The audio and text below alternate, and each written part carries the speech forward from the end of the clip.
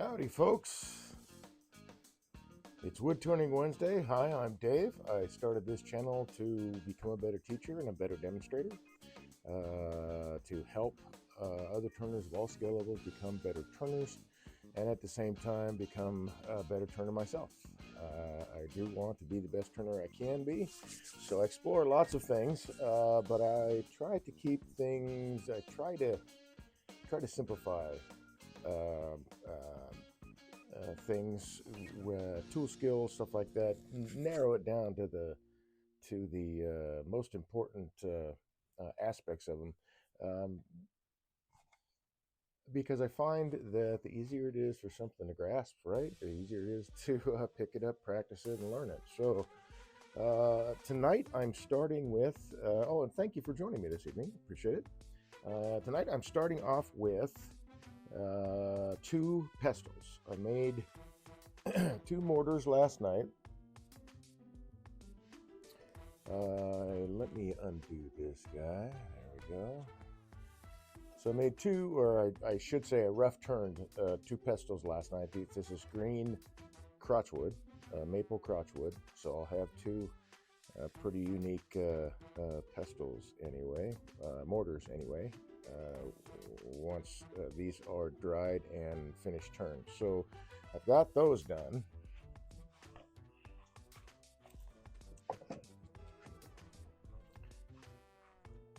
And those I tackled last night. Tonight I'm going to start off with the pestles for those. So I have a piece of black locust. Let's get this guy down here.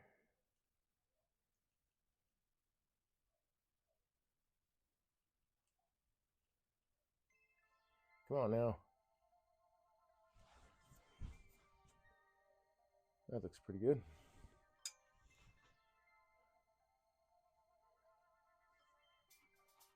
This is such a bummer. It always seems like everything gets washed out by these LED bulbs. I really just don't like the LED bulbs, man.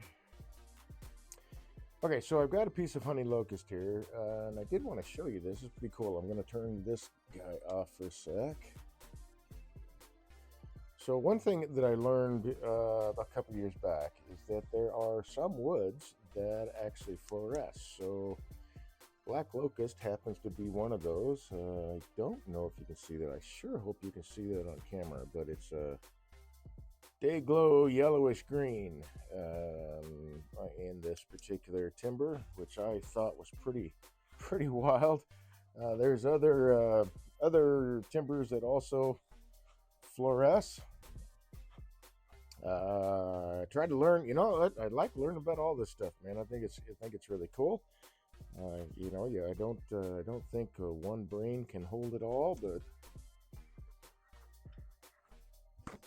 it's fun to learn about these things, and you know, just file it away for something. Who knows? I might wind up doing a piece that actually that's kind of on my list, really, to find some nice color combinations of fluorescing woods, and then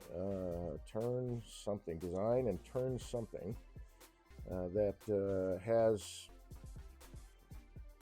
you know, some maybe hopefully something different while it's fluorescing as opposed to regular light. I don't know. Kind of just floating that idea around in my head right now. But I think that's just pretty cool stuff. I know honey locust also fluoresces, but not as much as black locust. At least the honey locust that I have checked out with my UV light there. So now that I've got my glass is fairly clean, we can start this dude up and make a couple of pestles. So I'm going to be playing around with skews and, well, just whatever I need, right? So I'm going to start off with skew. This is a bit too big for what I need, but it is the right length for 2. So let's get this guy turned down. What is that? 800 RPM, I guess. Not that it matters. Turn with, what you're comfortable with.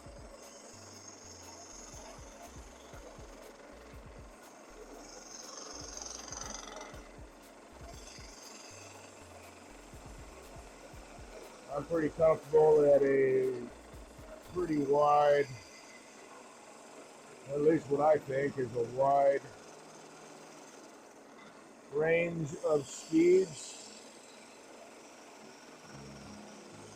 I catch myself often after sanding, and I start turning again after sanding, that my lowest lathe speed on this lathe, actually on all my lathes, is 400.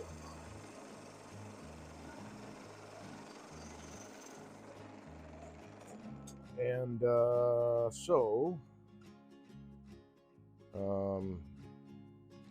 turning at a slower speed just means you have to turn your speed down. The lathe speed is not as important as some people make it out to be. I get that question a lot, like, what speed are you turning at? It's like, it doesn't matter. It doesn't matter what speed I'm turning at. You should be turning at the speed that you're comfortable with. And maybe my speed is too fast for you or too slow for you. I don't know. But I will tell people what my lathe speed is at, but it changes all the time. And most of the turnings that I do, most of the stuff that I turn is in about 800 RPM range, 800 to 1,000, somewhere in there. I rarely go above 12.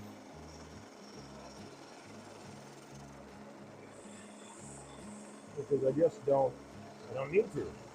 The only time I go above 12 really is when I'm using my buffing system that I attach to the lathe, and I run that up to 2,000 RPM because that is the speed that they suggest to operate those buffing wheels most efficiently. So that's the speed that I run it at.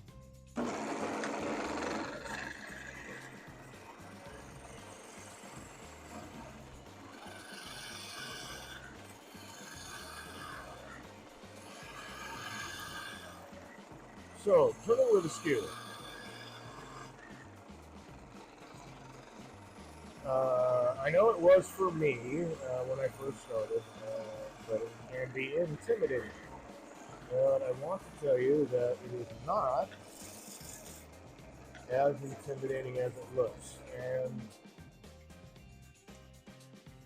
I mean, clearly, this is a long, straight blade. It's very, very sharp. I myself have cut myself on my tools, so you can cut yourself on that. But it's just a knife edge, just like a pocket knife. It's just a knife edge. This is hollow ground. This actually is hollow ground on the wheel. The wheel gives a little bit of a curve to that. So when I'm honing my tools, I'm actually only honing that shoulder in the front until that hollow grind goes away. It's very much the same thing. It just happens to be on a long stick and pointed a different direction than what we normally use our knives with. I have done this. I will do it now. So the best cutting angle for this guy would be 45 degrees to have the angle of the steel, your cutting edge at 45 degrees. Let's see if I may need to move my tool rest. Oh, there we go. I'm getting really fine shaving. But that's basically what that is. Really fine shavings right there. Not any different. The way that it is approached to the material that you're turning, though, is a little different. than, say, a bowl gouge or a spindle gouge. And there are several different cuts you can make with a skew. With the skew, there's most skews. I don't think I've seen a straight skew yet, but most skews have a point that sticks out farther than the other, and that's called the toe. And the shorter point, what I call the shorter point, the ones further back, that's called the heel. The tool itself, the blade, you need to start off at somewhere in the neighborhood of 45 degrees. That's no different than a bowl gouge or a spindle gouge, about 45 degrees, usually where you'll get your best cutting action. It varies depending on the timber, but 45 is a good place to start. And I will adjust my skew as I go to get the best cut that I can get. Sometimes with the wood I have a more shear angle because that's what the wood wants. The wood wants to be cut that way. And it doesn't matter. You saw me earlier turning from this side and turning with the toe forward.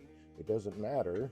And then turn around and come back with a short. It doesn't matter which direction I go, as long as I, with my skill level anyway, am not cutting any more than 2/3. I tell people when you're starting off, stay below the halfway mark when you're cutting. So your cutting edge will be this lower half of the tool. Don't stray up there too far, because that long point will dig into. If you're in there too far, that point will dig, either one actually, depending on which direction you're going, will dig into the wood. And both points are always trying to fight you to dig into the wood. It's kind of a joke. You don't want both points to touch. You only want one touching, and it's usually not the top one. Actually, I've never ever done it that way with the top point touching. It's always the bottom point, whatever orientation the skew is in. So this would be with the short point leading, and this is with the long point leading. You can see, I think, on the camera, yeah, the handle comes out a little bit more towards parallel with the waves. Either way, it's no different. I'm cutting on the lower half of the tool.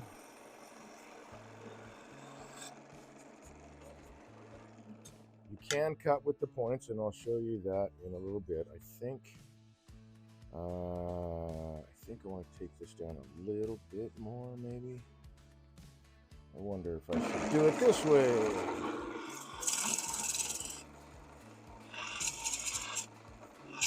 So this is a peeling cut.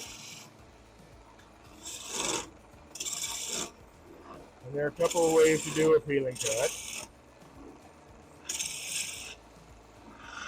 I will show you the way I learned first, and that is get your tool, the bevel rubbing, slowly raise the handle until you get a cut started, and then you raise the handle ever so slightly, following that cut down to whatever your depth is. The way I do it is I'll find out where my cut is started. That's my cut. And I'll set my tool into my hip, and since I know that cut is already go, I just push forward, and it gets me right to the depth I need to go. Minus all the wood that seems to be splintering out here. Well, I don't know, it's not splintering, but just clean this up. For me, it's a more efficient way of making a peeling cut because I can use major muscles in my body. It's my hip pushing things forward. It's not my arms trying to do that. My hands. It's the major muscles of my body that are moving the tool. Even here, I've got it tucked into my hip. My elbow is close to my body. It's not totally tucked in. It could be. Um, the hand is just resting on the tool. I'm not just giving it weight, this tool weight to stay on the tool rest. I have my cutting angle set, my anchor, my bevel set, my cutting angle set now. That's ABC. I've got it tucked in my hip, and I'm just moving on my ankles and my knees. Nothing else. The geometry of this does not change. And I can go as far as I can go in my stance. If I need to move to get to another place, well, then I'll just shift to the side and do that same thing.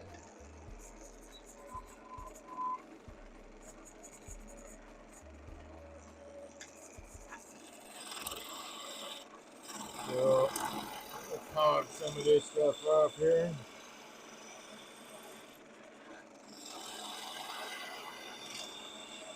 So with this particular timber, I'm a little bit more open than 45.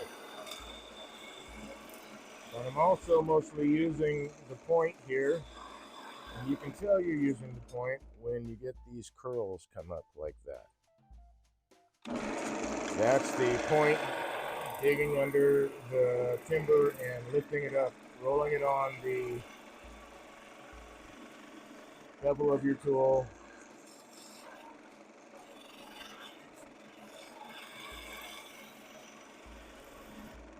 And not cutting on the point, cutting on the edge itself gives you these shavings instead.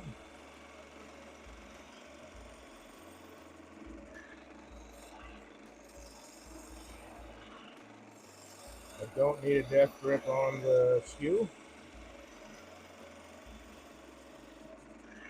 Just need to have it set in my body frame and then move my whole body. I can make a cut going back and forth. That's a little bit more of an advanced skew technique.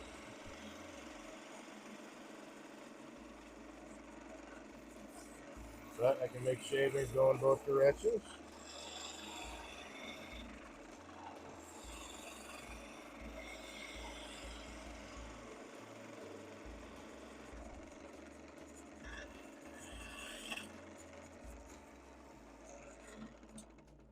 and there we have. I think that's about. I think that's about right for diameter, because I need to make or I want to make a muddler on one end and a ball on the other. I need a pencil. So right now I'm going to go for the halfway mark. I could find another. This should be 6 and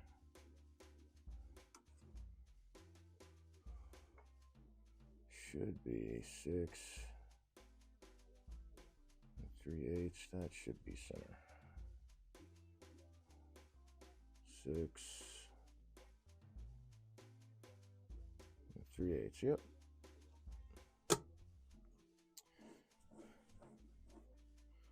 So that gives me enough material to make 2 pestles.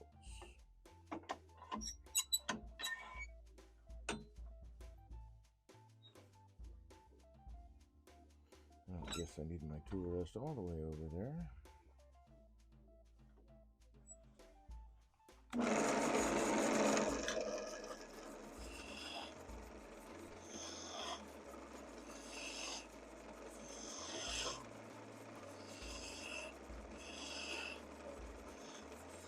I'm doing a series of V cuts.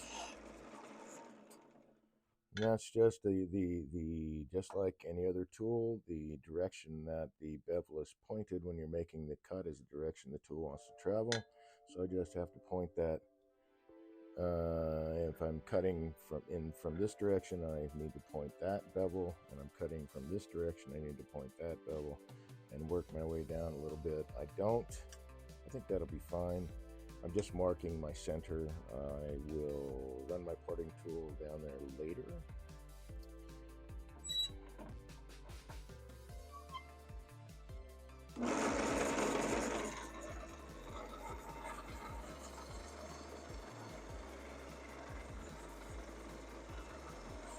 I'm providing a little bit of support to the timber right now with this hand. The thumb is just resting on the tool, and that's where the weight of most of the weight of my hand is at. I'm just barely touching the back of the spinning material, just giving it a little bit of backup so that it can help dampen any vibration that shows up. And the vibration is mostly going to show up here in the center because here it's tied to the live center, and here it's tied to the drive center. So there'll be less vibration there and more in the middle.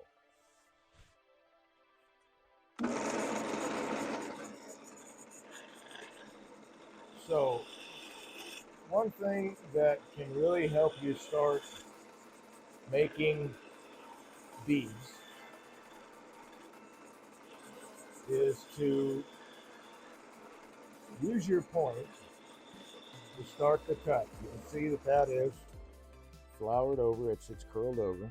That's how I know I'm on the point. It's also a more accurate cut. I can get right down to, say, if I'm working against a flat surface, I can use that point to get right up to that surface. Whereas if I'm cutting somewhere here in the halfway mark from halfway down, then I've got this pointing out further. So I can't get this edge to that line, say that was my wall that I was coming up against, without that point going too far. So I can, if I need to make this whatever cut, whatever I need to end at right there, I can just make that cut with the point of the tool and get it right down to where it needs to be.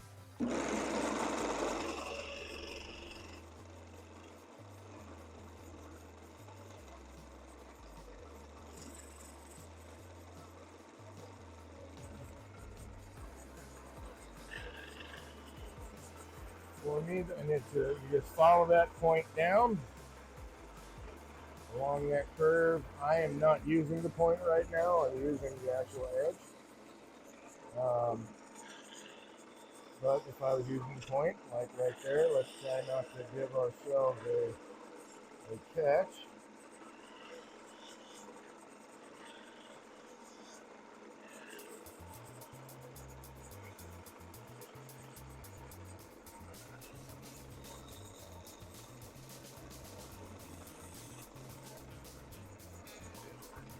Just like I'm following the edge, I will follow that point all the way down to where I want my curve to be. It takes practice.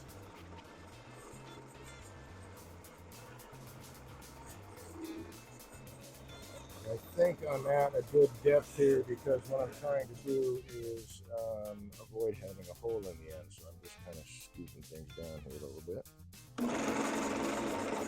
So I do want a little bit of a ball end on this piece.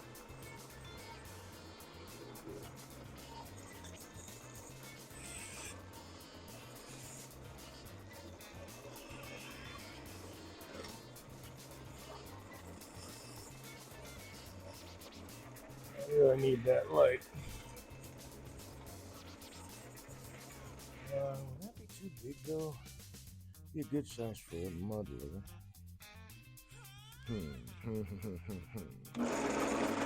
Let's see.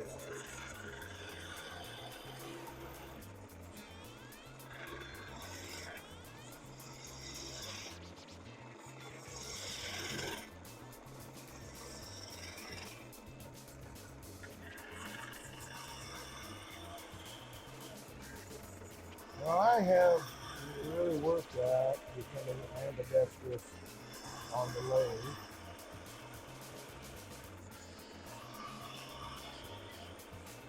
So that I can just swap hands and work the same spot from more than one angle. But if I was doing this on the same side of the tool,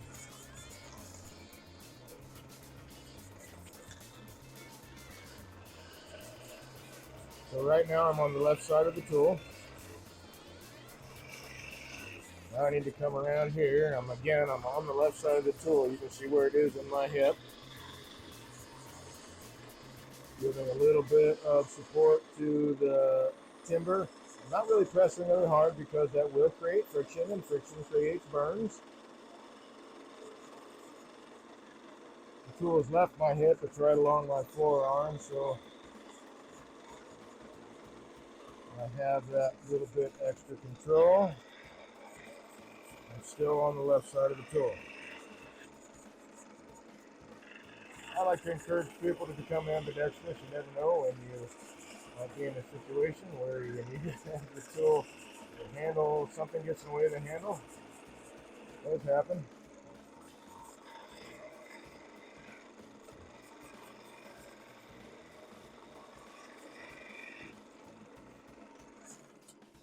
I don't know, that's probably a good shape.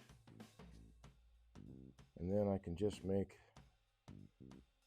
the muddler part, or leave that. I don't want to leave it round, so I'm going to round that just a little bit. Let's see. If I leave, no.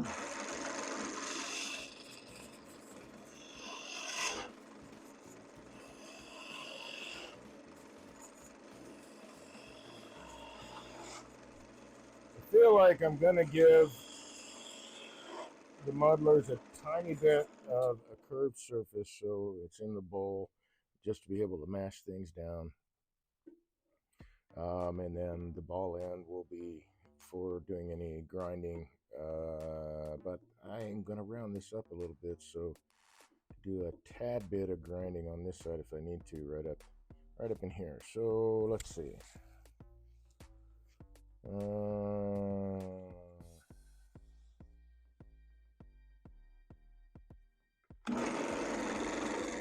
And go to the long point because I can get further down in there. I could use a spindle gouge. I probably may grab one.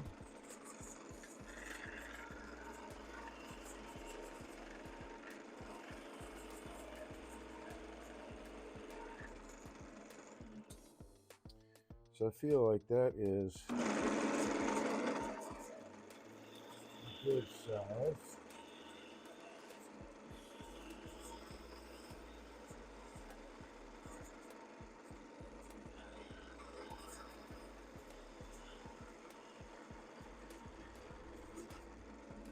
And that is pretty close to the shape that I'm after.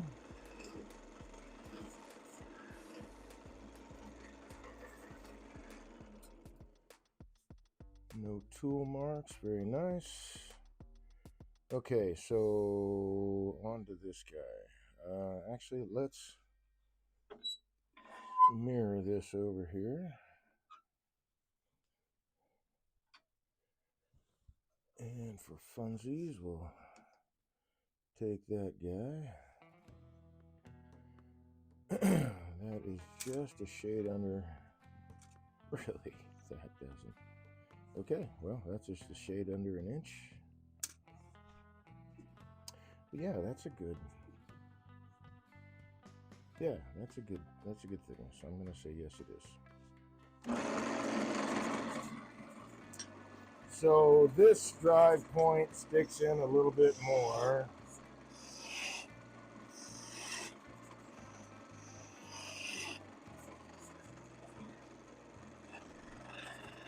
So I'm going to wind up taking just a little bit more off of this end.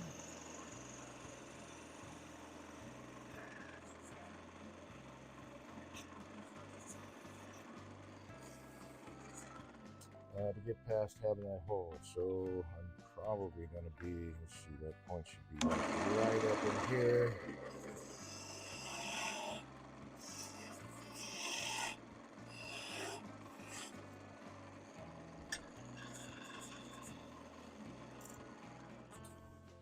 And then we need to make our ball end here. Let's just see, I should now end up with two 6-inch pieces, so.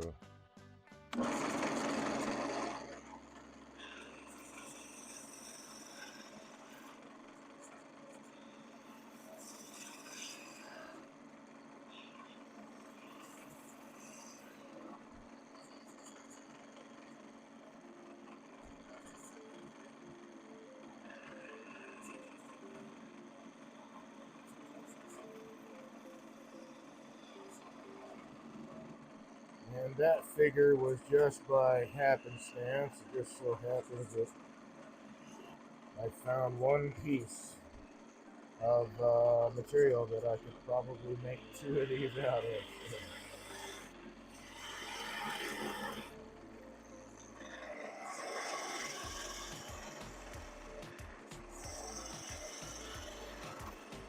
So I'm really going to hog some stuff off here. I can kind of get away with it because, number one, this is black locust.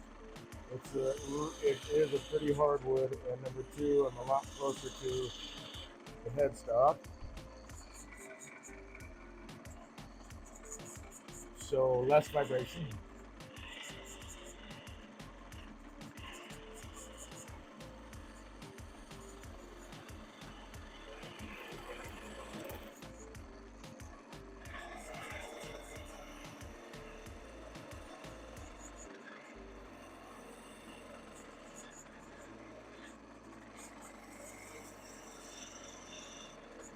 And I think I should be right at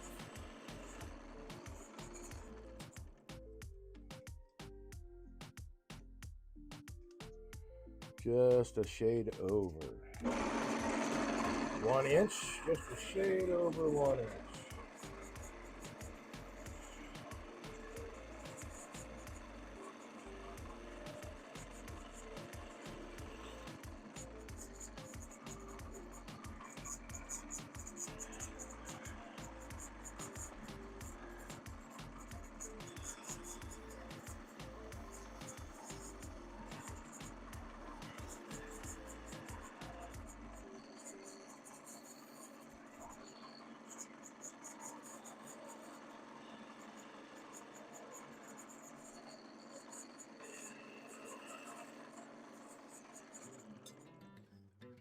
That should be, yep, just a shade under 1 inch. Get it right there. That's funny. I just need to take off maybe a 32nd of an inch.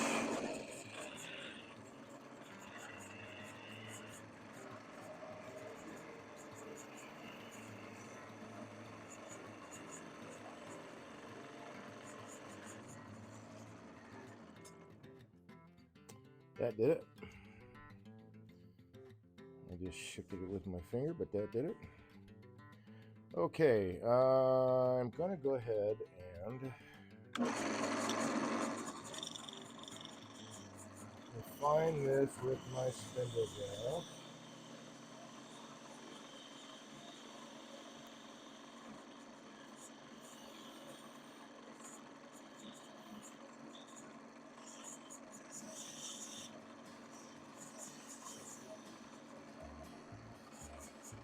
That side will be fine.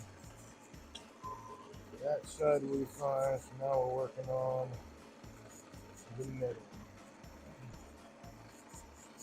And I do want to clean this up a little bit.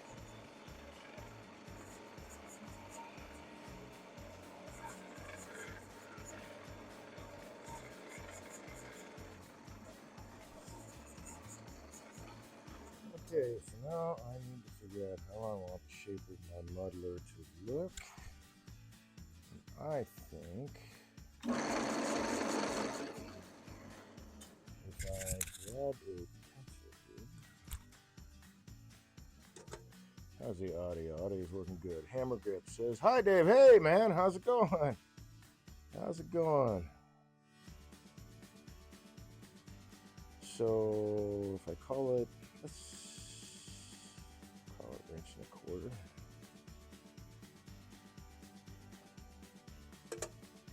Grab one of these mortars here and see. Yeah, that should be a good shape. Or a good length, size, whatever. I'll get the English out in a minute. How's it been going, man? You turning lots of groovy stuff? Let's see. I want to have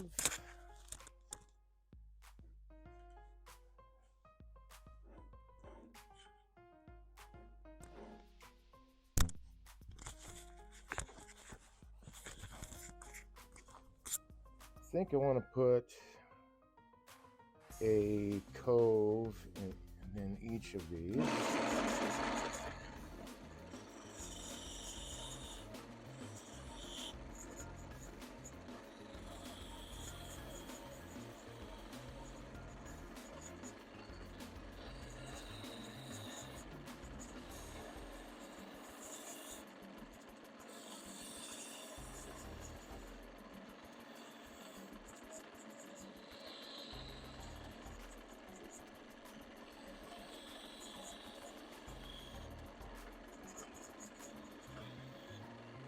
Something like that.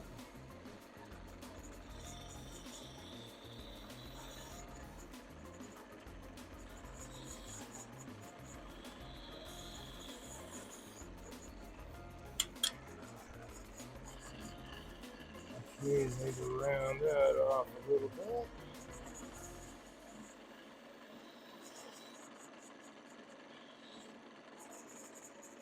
And that's already rounded off a little bit.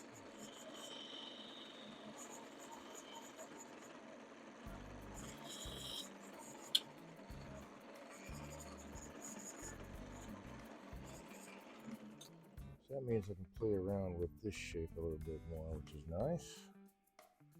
Let's see, do I want to leave it? I was thinking, like I said, I want to have a little bit of a curve to the face of it so that it sits down not too much. I don't want it flat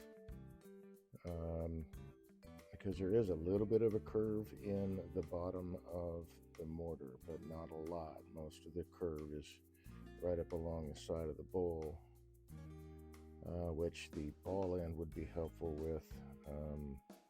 Although this would be helpful with too if it was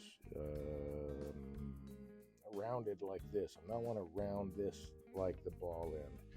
So I want to have two working ends, one to kind of crush and smash, and the other one to spin it around and grind it against the wall. So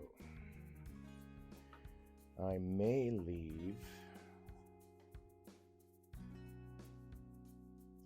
just take my parting tool right down the center there. Let's see how that looks. How much? So I would have somewhere in the neighborhood of a 1/16 of an inch from this edge to the face. That's not too bad. Make sure to round this off.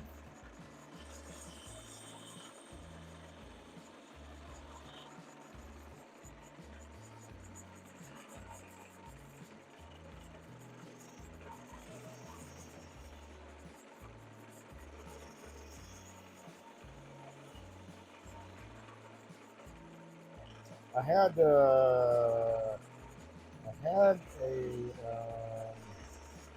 Sparky. I cannot remember the handle that he had, but the first part of his screen name was Sparky. He happened to be kind of surfing on Twitch. He is also a wood turner, but he said he came across this channel yesterday. And he saw me he said, it looked like you were just so casual with the whole thing, I had to stop and watch. Thank you for that. That was a nice compliment. It's just a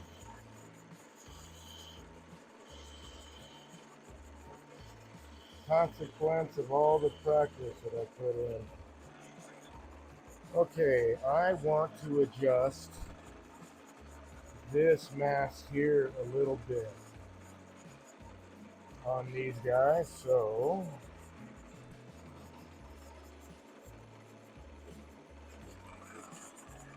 let's take it down a little bit more.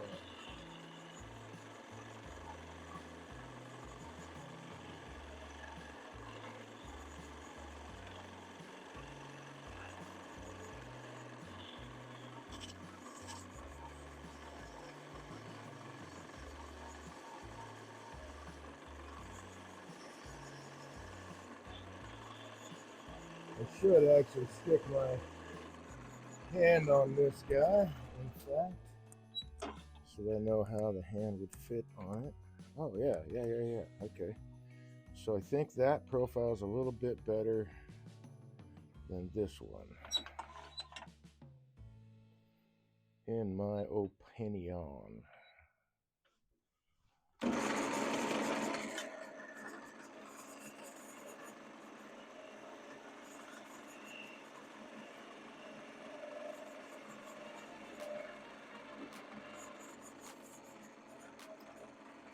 So those kind of match. What else do I want to do? Do I want to add any more detail to this guy? Well, I've got a cove here. You know what? I'm going to turn this into a bead.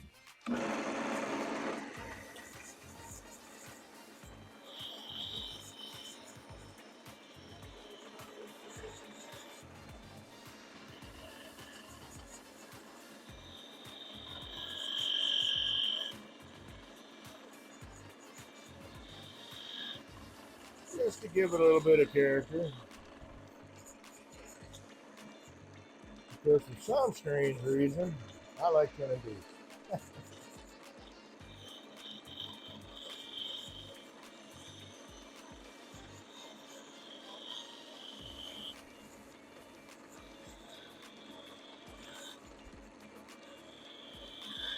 And for me, it's a lot more fun,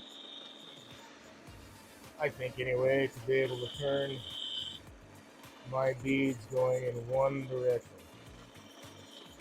with the running bead.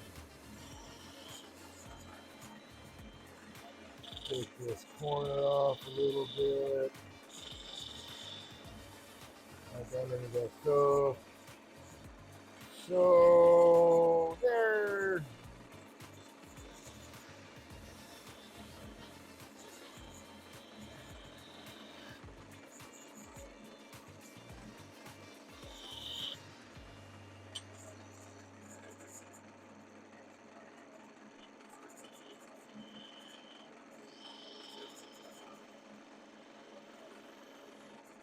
Very similar to each other. Alright. Then I think I'll burn a line right in those two. And then I'll sand it. And figure out how I'm going to part these off. I know what I'm going to do there pretty much. I will have hopefully minimal sanding when this is all said and done. So, And I only needed to use one skew. It did not dull it. Oh, see, I got some tool marks there, so I'm going to take care of that before. Doesn't really matter, I guess, since I'm not going to be in that area with my wire here.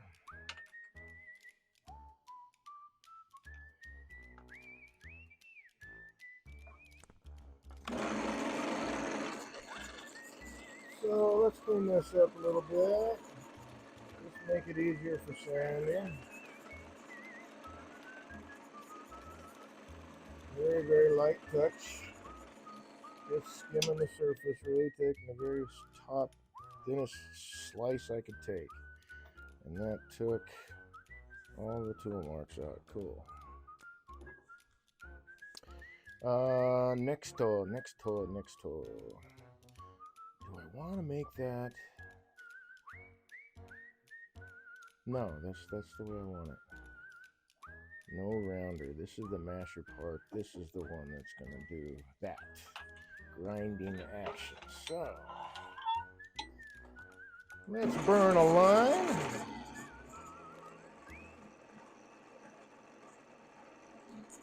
And another line.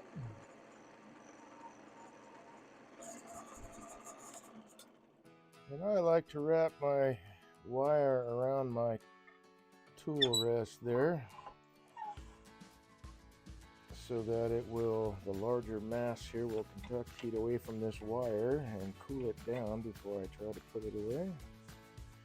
Then I can sand that guy. Gee, Dave, what did you do with the container? Did you put it back? Oh, good job, Dave. Put it right back where it belongs. Okay, that's cooled down enough.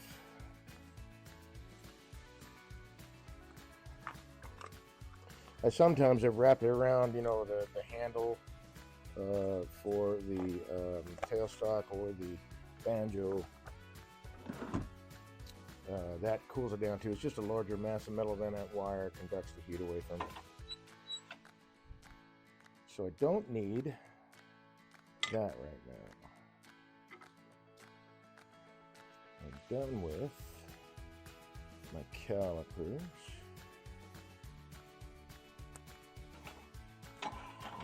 Hey, and I don't need air for this either. Very cool.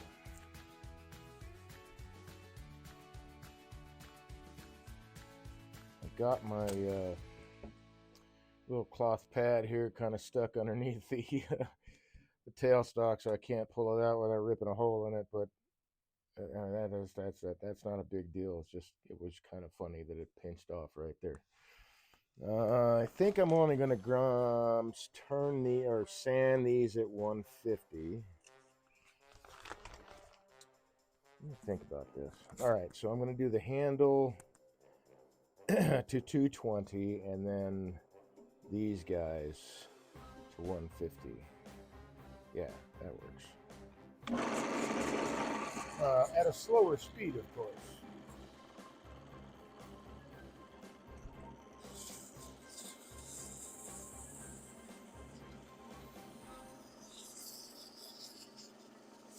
Had an image in my head of a stone pestle, and they usually, it's smooth where you got to hold it, and then left a little rougher at the grinding points.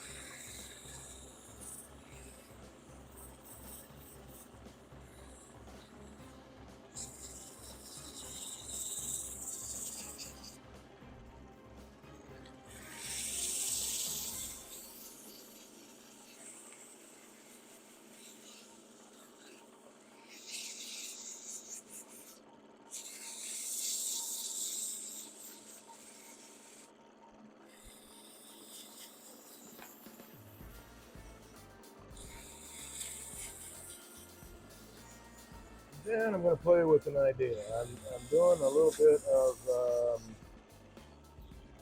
what I want to say production turning today for some holiday ornaments, but I'm going to go with green timber. I've always turned mine out of seasoned wood. So I don't know if this is going to work out. I was given some nice sized branches from a friend of mine, Joe.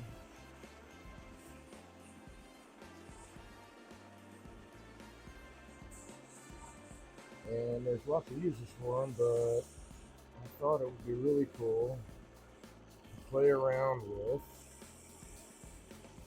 the pith and all that in a tree branch, making a holiday ornament. So I'm going to do that next once these are taken care of. Probably would have been better to use my curved backup pad.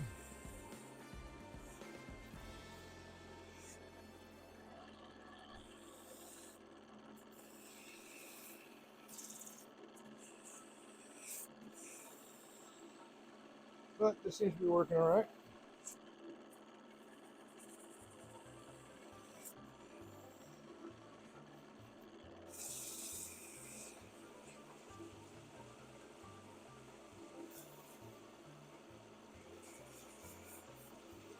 It is really nice to be able to use this direct sander without. I mean, I guess you could probably do it with other sanders too. I'm not sure, but being able to just use this without air and having that, the compressor's on, but I don't need it, and that's nice because this is a smaller compressor. I have not had the ability to fix the larger compressor yet.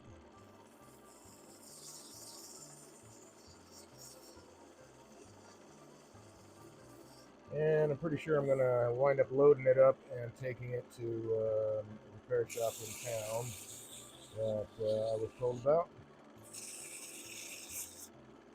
But I think, it's been a while. I can't remember exactly what was going on with it. I think the pressure sensor is toast.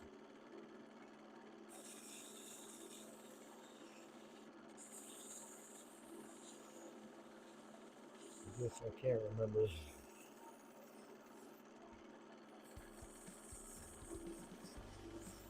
Pressure sensing valve is done. The spring on it is, or no, it's the pressure set. Yeah, the pressure set. The spring on it is kind of toasty, and I can't set it past, I think it was 80 psi when it is a 150 psi tank. Okay, so those are looking pretty good. We go on to 220 now. And hey, do I have that curved bit on one of these guys? I do not, but that can happen. See, that's not 220. That's not 220. I think I've got another one besides that. Let's see.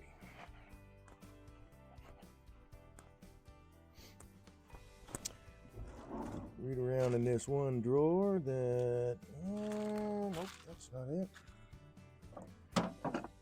Is that one? Yes. Got a couple of spares floating around. These things do wear out after a while. It is only sponge material, even though in this case it's pretty hard sponge material.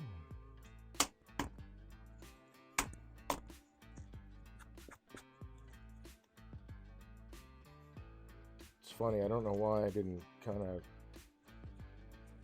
take a look at these things and figure this out.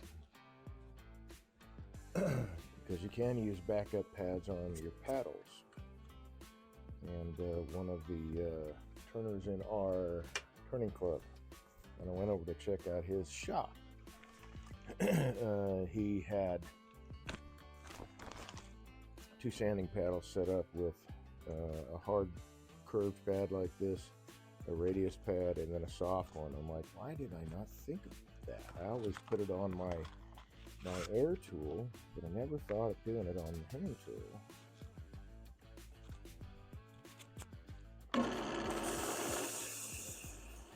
And it works great.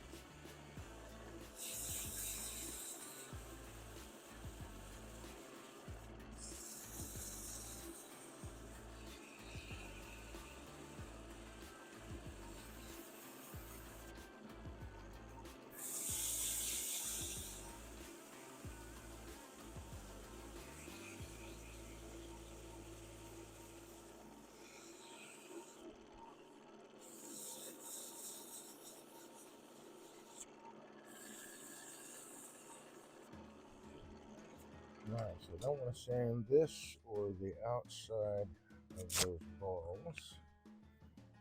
And just for good measure,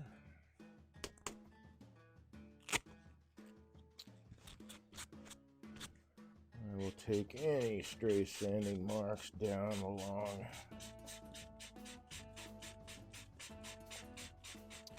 the axis of rotation, in other words, with the grain, since it's in spindle orientation.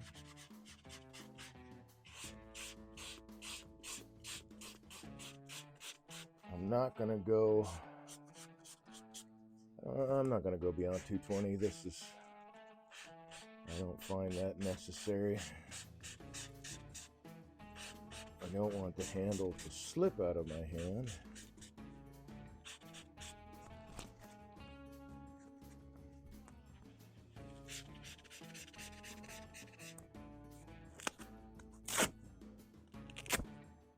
But I want to be smooth enough to be comfortable to use, of course.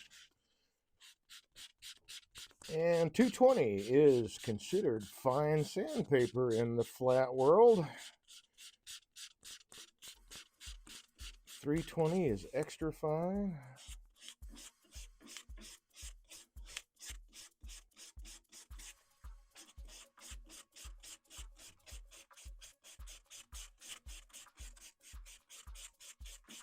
which I thought was a trip because, you know, I got 400, 600, 800. That's a whole lot finer than their quote unquote super fine.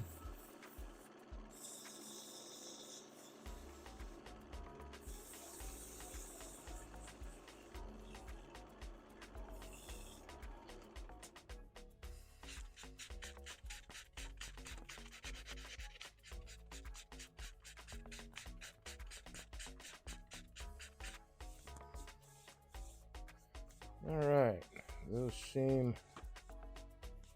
very comfortable. Can smash, Hulk can smash. Hulk smash! Yes, that will work. So I will have 2 pestles all set when I am able to do the second turning on the mortars that I turned. Okay, how do I want to do this? Let's see. I do want to take, I can flip these around too, so don't forget that, Dave. So let's take this down a little bit.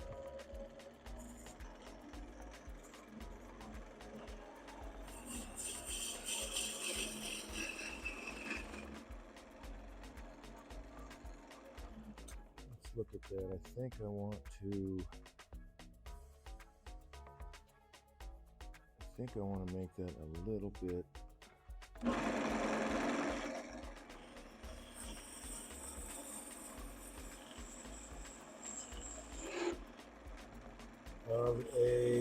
of a larger face and a smaller curve. Shorter curve. That's the word I'm looking for.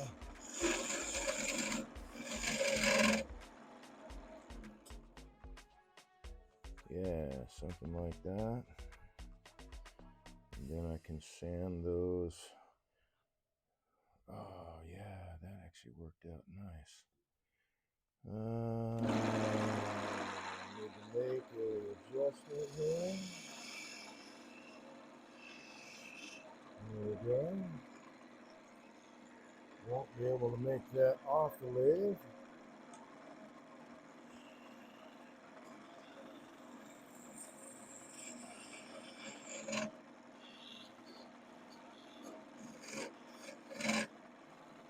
So I'll sand that apart. I'll sand the faces of those. I'll just cut that out with the saw. Cut that off with the saw. And I want to take this guy down.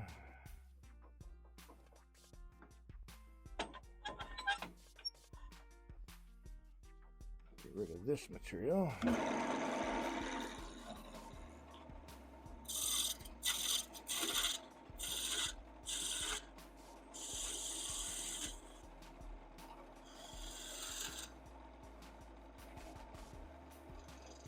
Suppose I'll need to re-sand the ball end, but I was going to have to sand some of it anyway, so that's alright.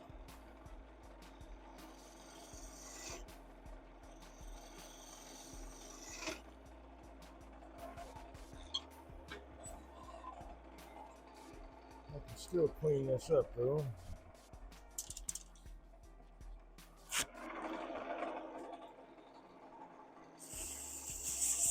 Or clean this up. I can sand this part, is what I'm saying. It is technically cleaning up some tool marks.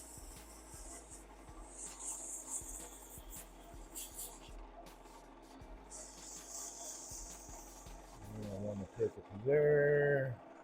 Make sure that is about the same.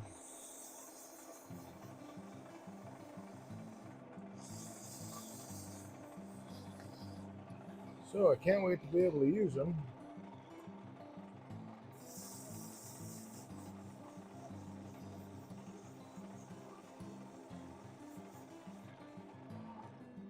At least I'll have this bit ready.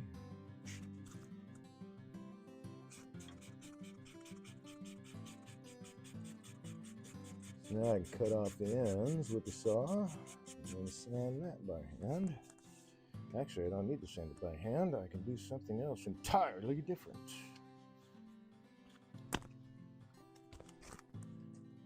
In fact, I will go and grab what I need right now. Oops, wrong drawer. I'm going to do this on the lathe. That is a radius pad. I don't need the radius one. There we go.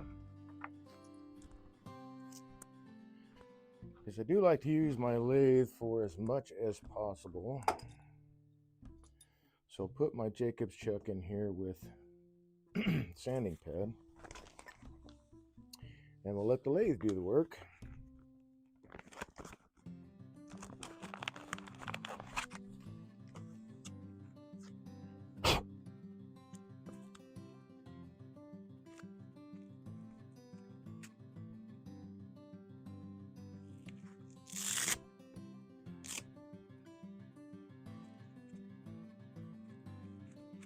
There we go.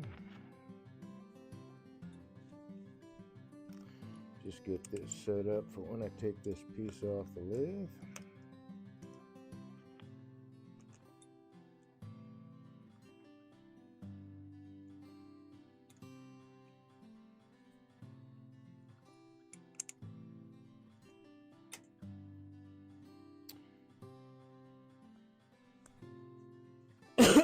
Excuse me.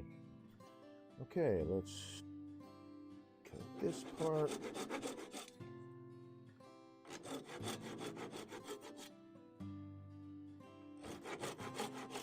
Pretty sure, we'll find out, but I'm pretty sure I got away from the holes that were made by the points on these. You know, I could flip it around again, hey?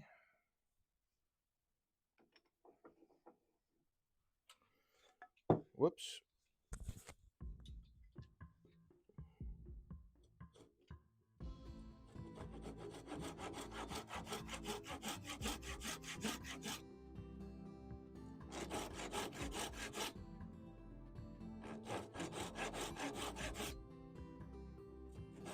I'm trying not to cut all the way through because I still got that guy to cut.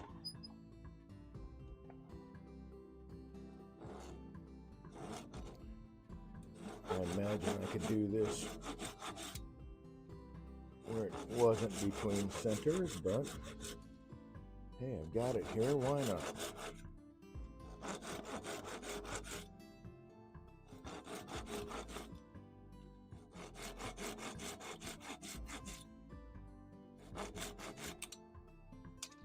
That'll do.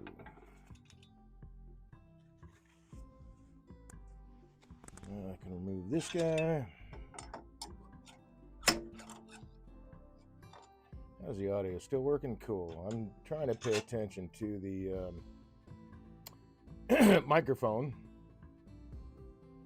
Hopefully it's picking up my voice all right. So I can take that off, take that off.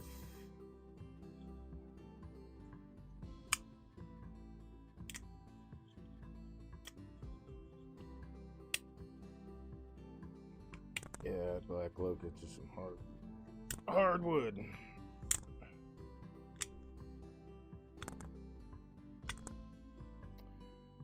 then take that off.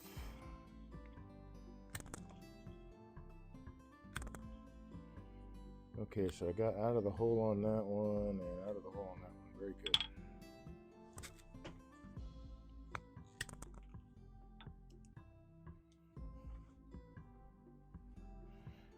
Now I'm going to want to take this guy out. I built myself a little stand, I guess. It's kind of a multi-purpose thing. Let's put it in a spot that it's actually going to work. Oh, and I need my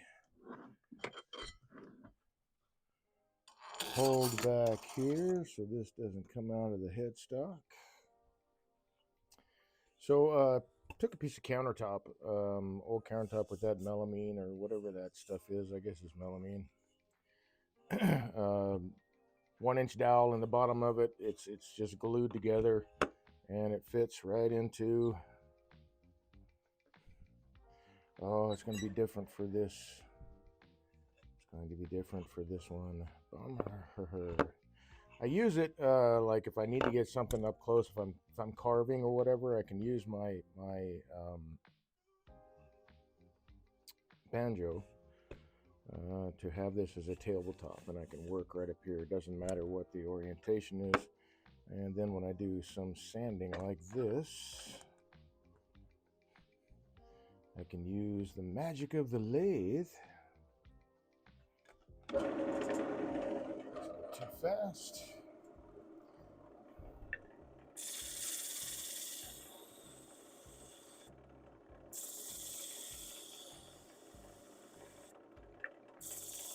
Alright, I think I'm going to cut this post down a little bit. It only needs to come down about 1/2 inch.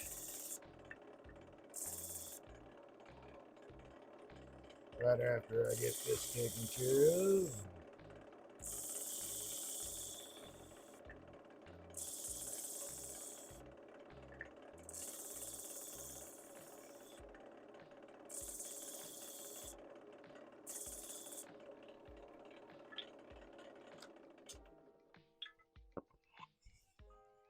So I'll just cut a little bit off of there. I don't, even with the other the other banjo, I don't need. I really didn't need this much. Yeah, I want to take it down a little bit. So I'll go down about that far.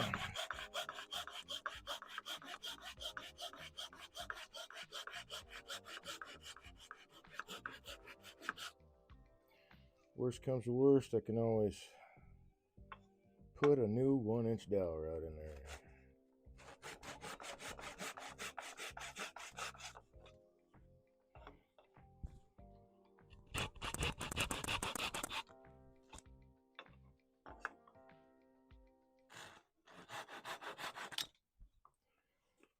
Alrighty then.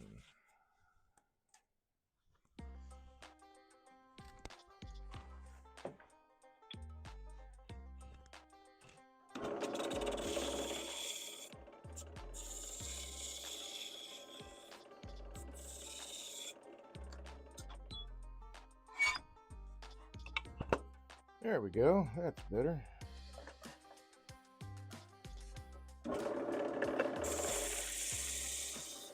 I like doing it this way because I don't have, bandsaw. I don't have a lot of really expensive tools.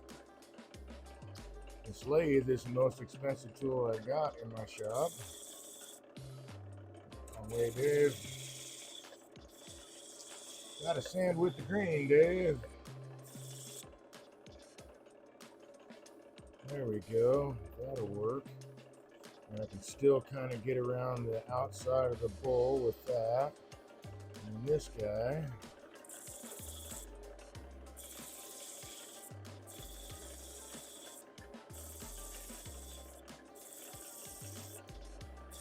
And just do a little bit of final, hand sanding just to tune in the ball shape a little bit better.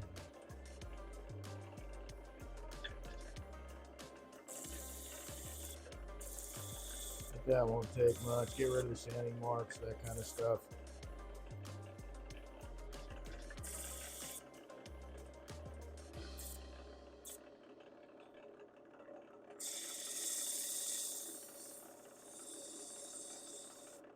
So I don't have a disc sander or whatever. This works just fine. I have a 6-inch faceplate that I can put on here for larger pieces of abrasive. And I don't mind I use this pretty often. It's most of the time when, something I'm working on, it doesn't have to be a super critical feature. It just needs to be relatively flat like that. and no tool marks, or round or whatever, just relatively whatever shape I need it to be. I guess the accuracy would be higher with better dexterity maybe, but if I need to get something super accurate, it's time to build a jig.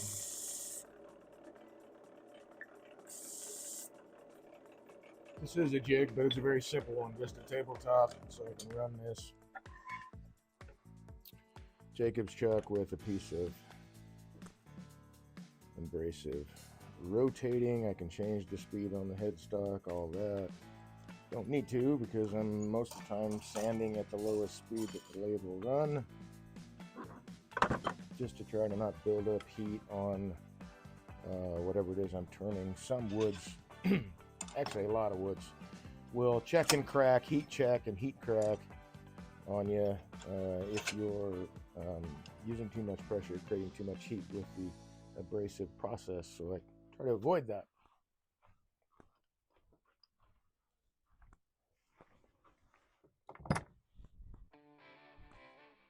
Unless that is something that I'm actually trying to accomplish. So I have done it with cherry wood to get those crackly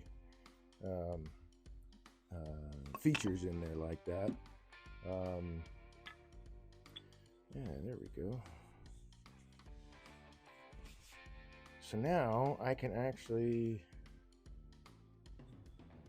oh yeah, I gotta do that. I forgot, I have a little bit of hand sanding to do.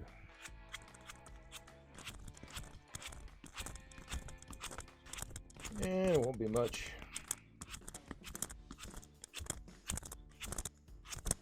I'm not gonna put a finish on this.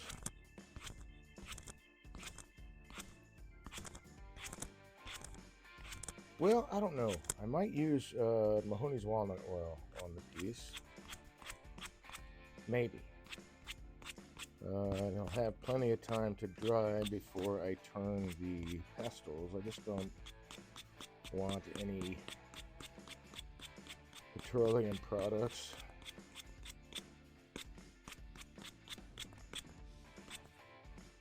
becoming involved in what I'm trying to grind up for tea. Cool, man. So yeah, so that works. Really crush it down, and then this will, yeah, okay, cool.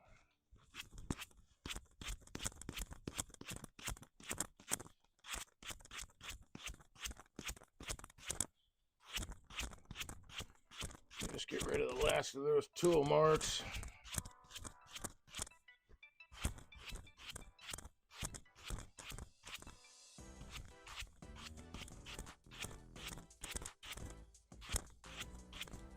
I'm not going to be crushing anything super hard with these. It's just going to be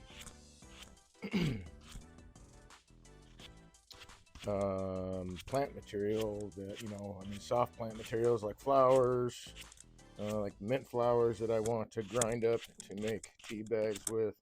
Mint leaves, this would be really nice for, oh, and I guess that leads into, well, is that spearmint? I don't know if that's spearmint. I think that's actually peppermint in a mojito.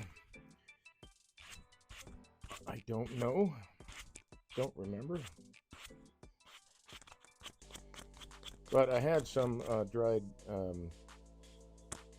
spearmint plants that, or mint rather, that I took down yesterday and was able to get all of the flowers off of it. That is where the finer flavor for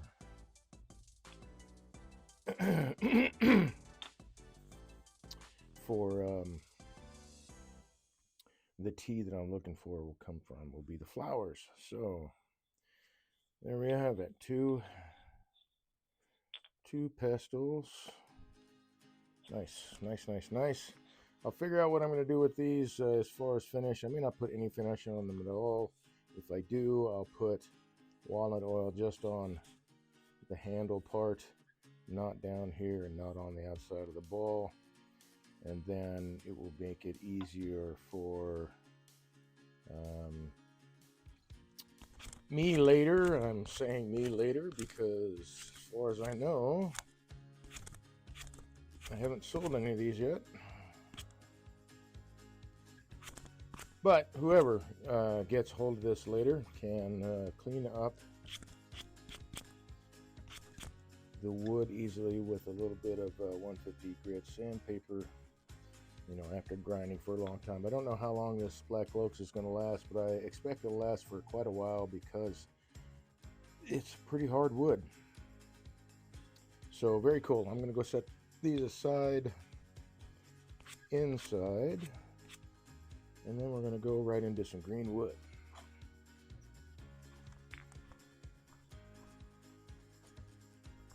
Which is something I have been wanting to try.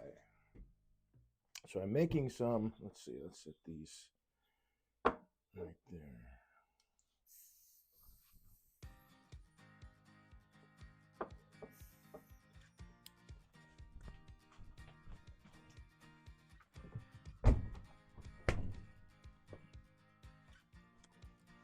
So I'm making some, or at least the plan is to make some holiday ornaments for some of the gallery stores for the holiday season, as well as on my website. My online website that's kind of redundant. Hey, now I can get this loose. All right. Oh yeah, and I'll be going back between centers, so let's grab that guy. I'm going to start with this piece. So what is this? The 3-inch branch. So I want to make some holiday ornaments. I've never turned them out of green wood and hollowed them that way. I've always used seasoned wood. So I want to turn these out of green wood, hollow them with the spindle gouge, let them dry, and see what happens. This is a kind of experiment, and if things work out, which I'm hoping they will, then I will have some unique, what's the word, holiday ornaments. Hopefully this works out. I think it might be cool. All right, so I'm going to set this up between centers. Just cut these, yesterday.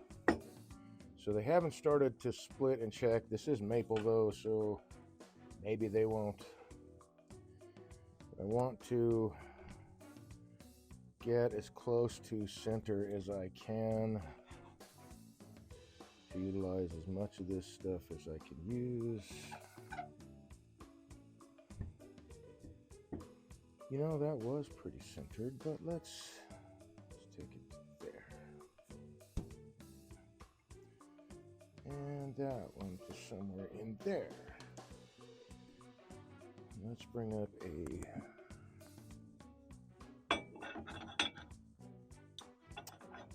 tool wrist. So I got something to gauge by. Well, I know that's not going to clear. So that is the fat end. That is quite a difference. How about this side to that side? Also quite a difference. So I'll bring this guy back. I don't know that I'll be able to use the whole thing, but I want to turn at least 3 globes out of this if I can. It may not be possible. You know, let's take a look at this while it's not going to clear yet.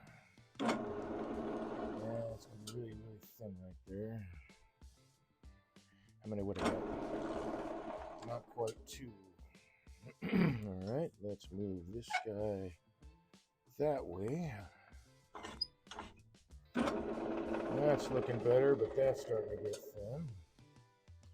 So we'll move him back a little bit, about halfway. And then we'll go with this guy.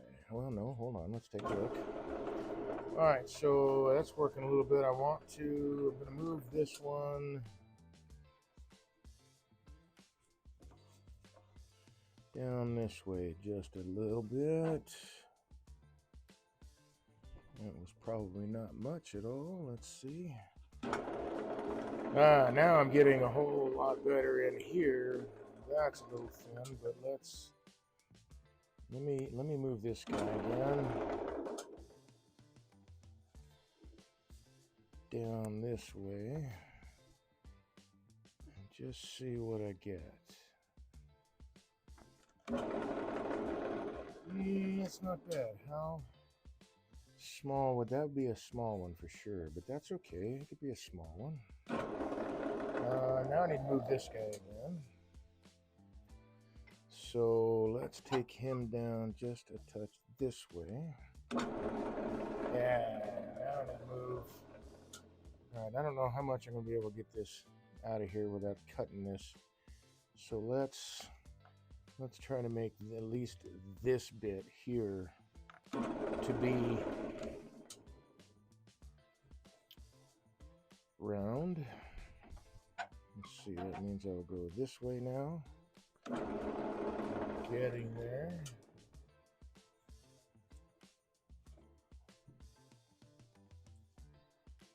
Yeah. So that curve needs to come this way a little bit. And there's another curve. No.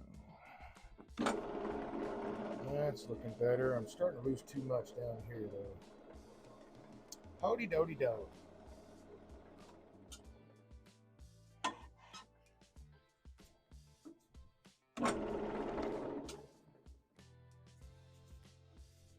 So let's take this guy down just a skosh.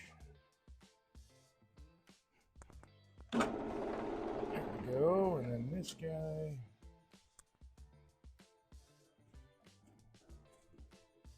Will be that.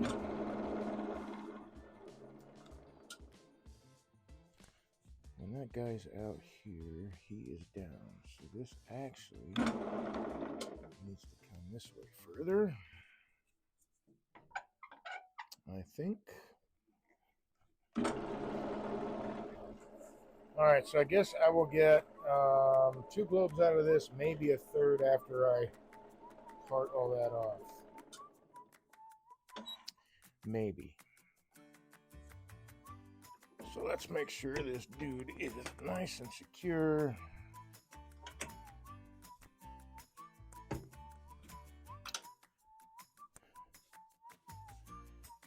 And what the heck? Let's go for this guy.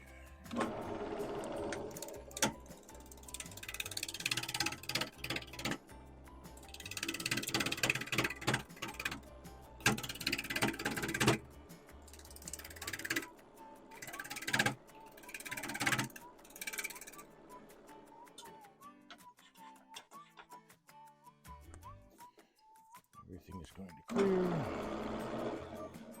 Huh, that was at 400. All right.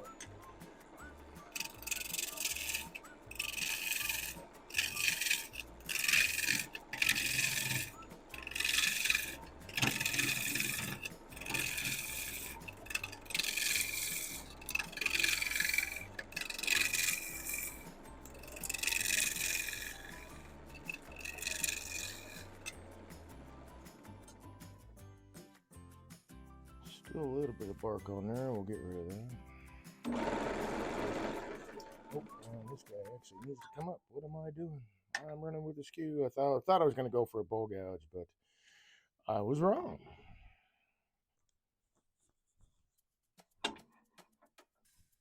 That's not going to clear.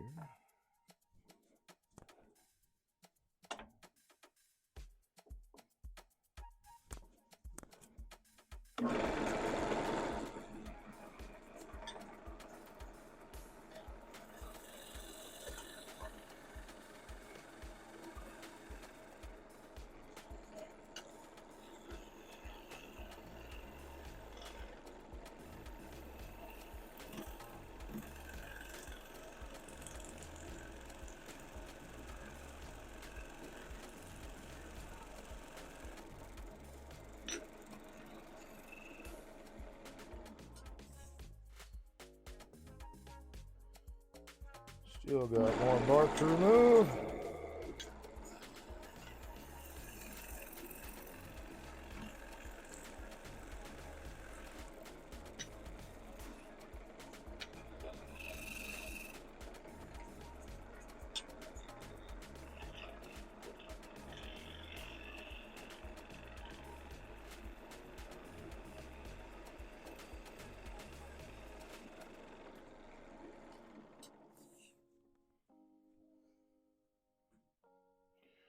Quite a bit, actually.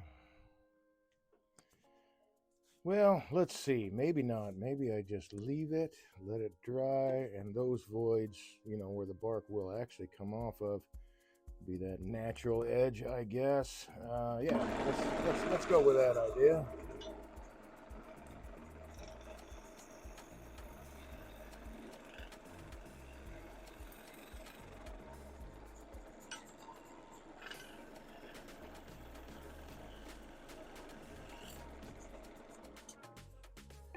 And now I can start making my shapes.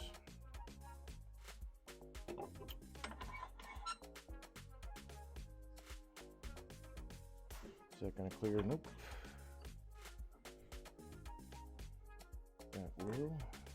Is that going to clear? Yep. Okay.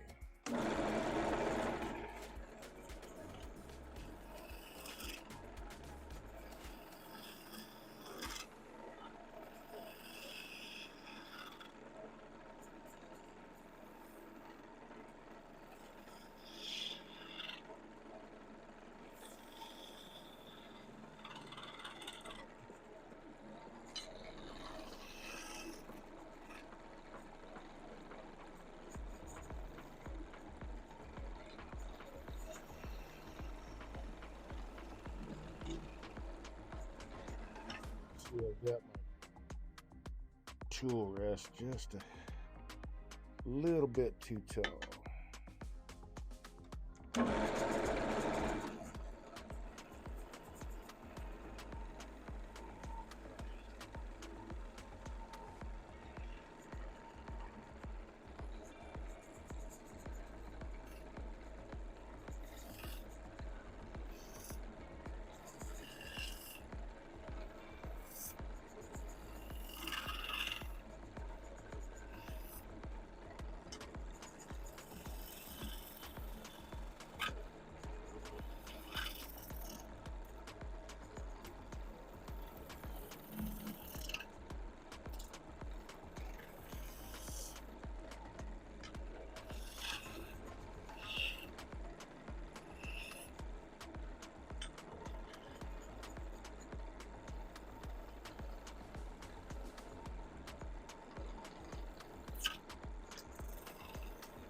Was not set right with my tool.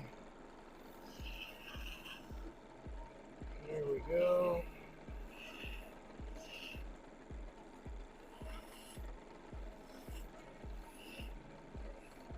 So I don't know. Like I said, this is an experiment.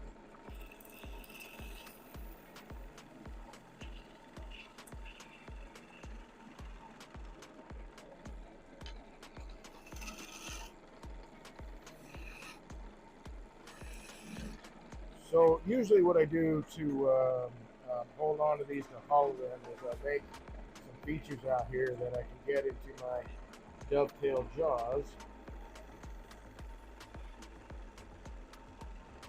That also look like they belong there.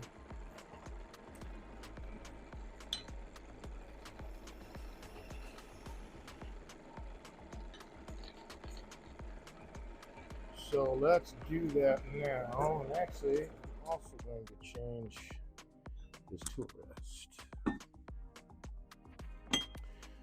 Let's go with the slippery version.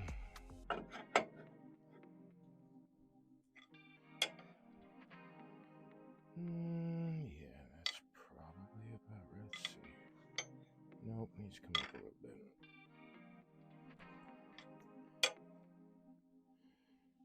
Nope, too high.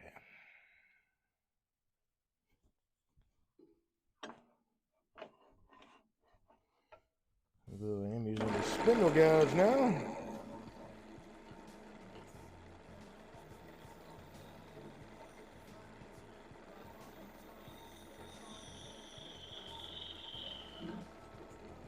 So what I normally do is I will add some little features like this.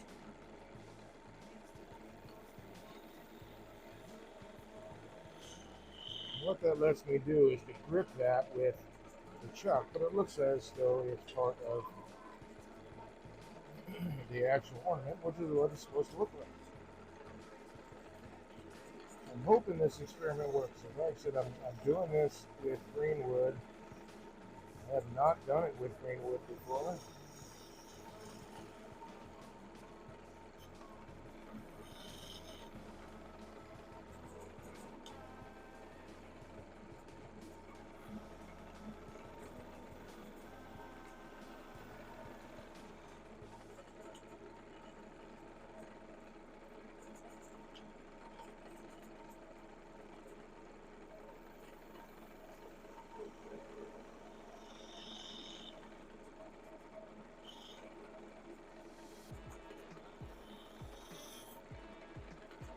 So here it kind of sort of looks like a tennis ball, I guess, a little bit.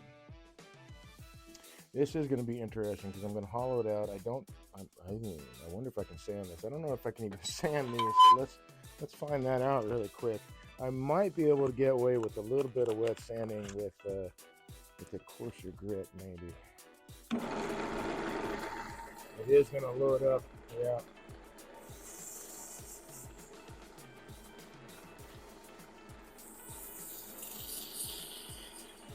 So I really can't sand these yet. They're just too wet.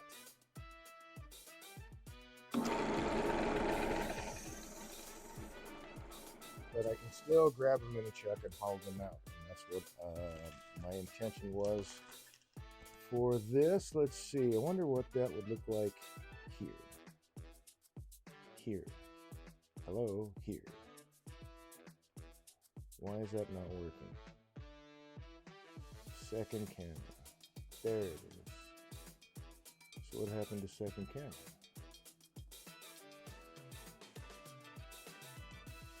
Alright, I'm having weird troubles with okay, that's not gonna work. I'll move to that camera when why is this not working? I'm having just all kinds of there we go. I was having all kinds of weird issues with OBS and my computer. I do suspect that it is because my computer is so old. It is a 2011.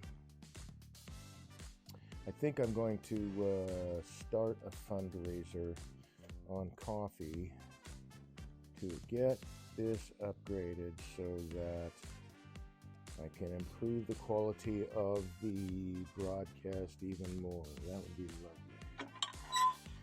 Alright, so that dude is done. Ish. I'm going to start the next one.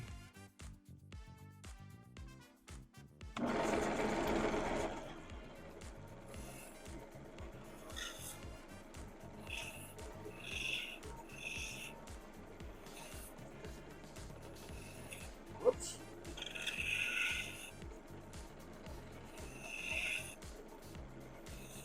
Pointing my bevel the wrong way.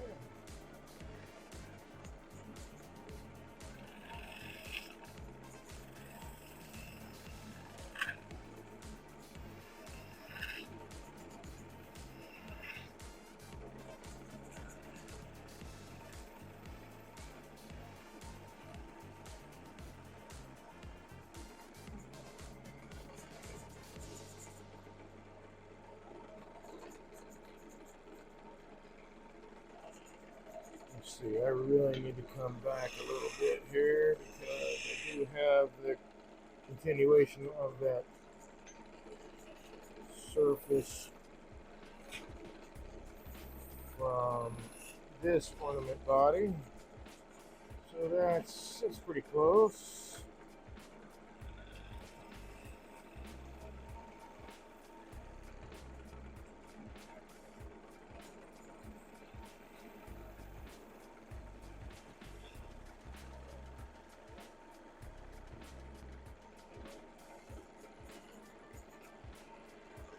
I love all these shavings, man. This is awesome.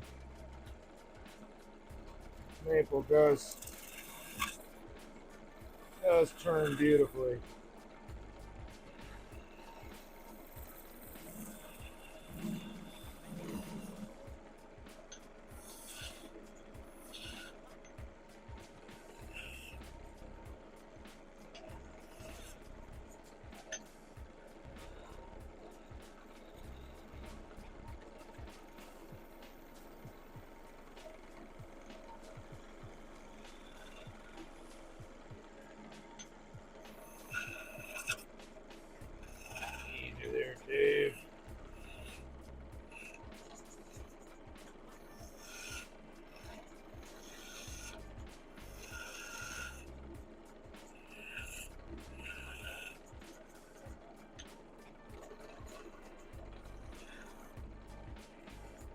one is actually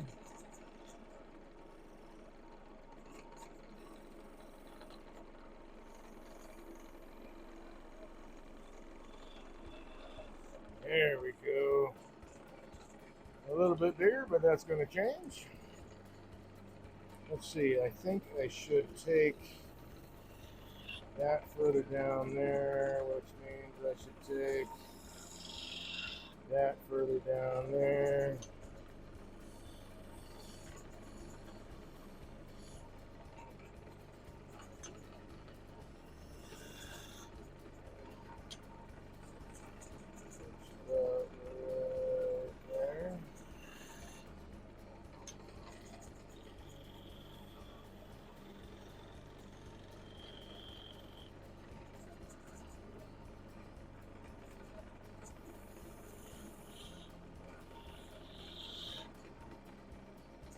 Take that down again.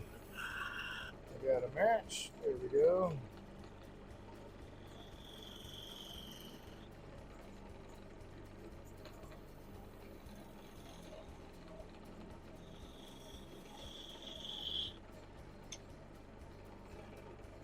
Yeah.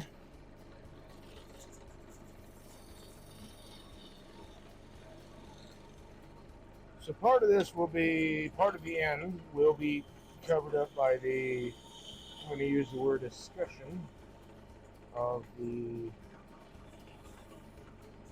finial on both sides.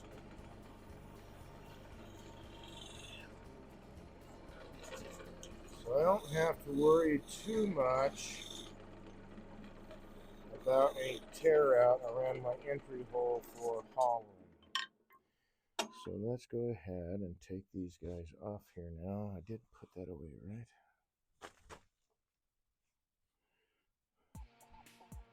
These ribbons are just awesome. I did not put it away. It must have fallen off with the vibration of the lathe. Ah, there it is.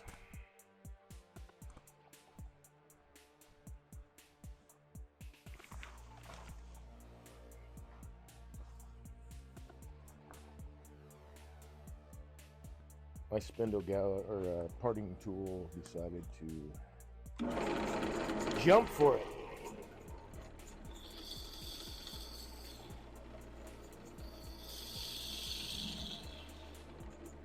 Okay, I don't want to cut all the way through with the parting tool. Biggest reason is because the pith is running right through there.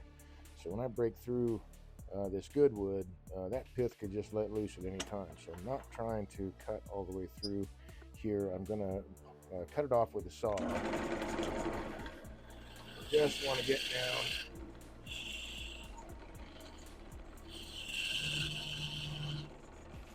to a spot that means less sawing. So I can hold that in the chuck. Let's do that guy.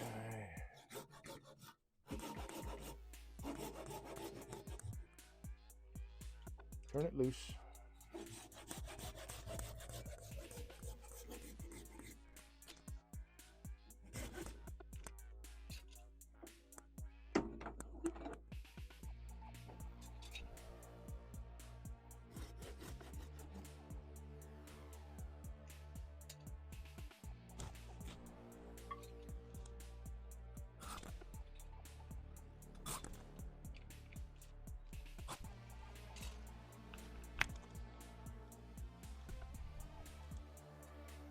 Just on the off chance that pith is not, it could be really, really squishy, punky. Doesn't appear that it is, but oh yeah, let's get rid of this guy.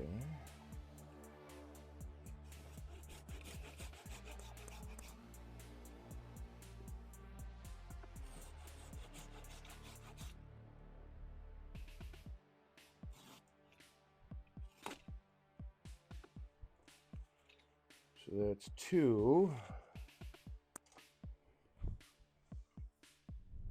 There we go.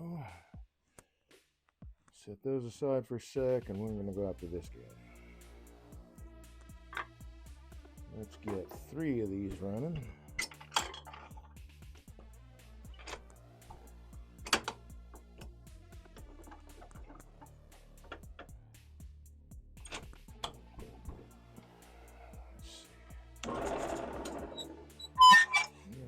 close. So you can go down here a little bit. I don't think you can. Oh, that part doesn't matter. This is what matters right here. So I'm going to take that down just a little bit. Looks like that was the original hole that I was playing with. Yeah, I'll take that.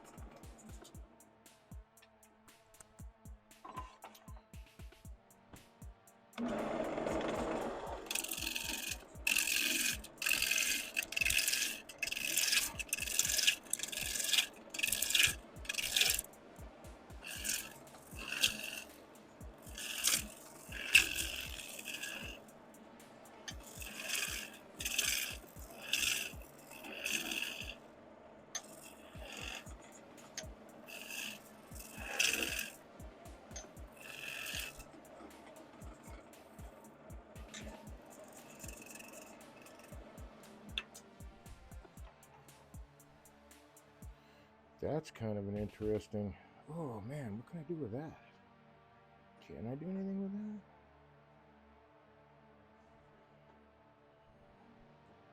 Oh, ideas. Let's see. I can put it right back on. Let's see.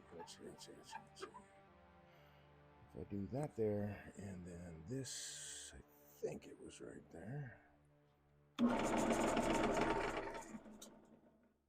It was not, so that means that the hole was there, maybe.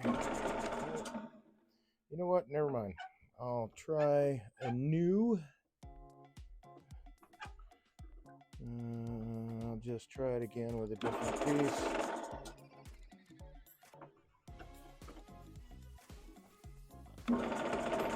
See if I can. Yeah. Just multiple centers. Give it a neat shape. I don't know that I'm able to hollow that very well.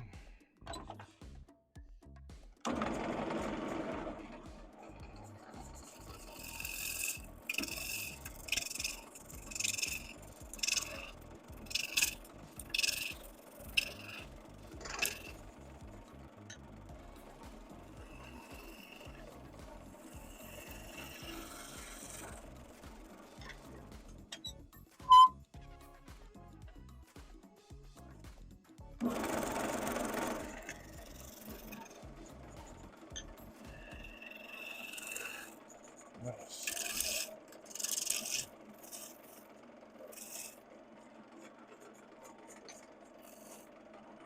Just a reminder, this is live and interactive, so if you have any questions or comments, please put them in chat. I do pay attention to it. And I appreciate you joining me this evening. If you would be so kind as to follow this channel, that will help the channel grow. The more people that follow a channel, the more it gets seen, which is an interesting kind of concept.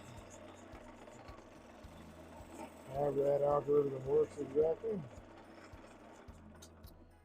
Okay, so, ooh, that's nice. Okay, how many can I? Well, I'll just get one out of this, but how about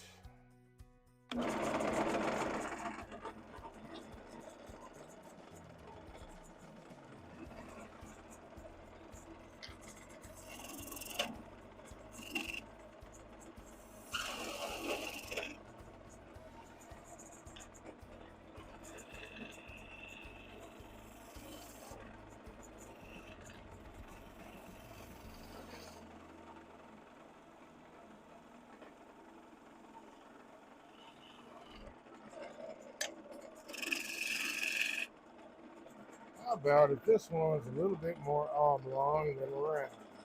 Make it oval, make it oval.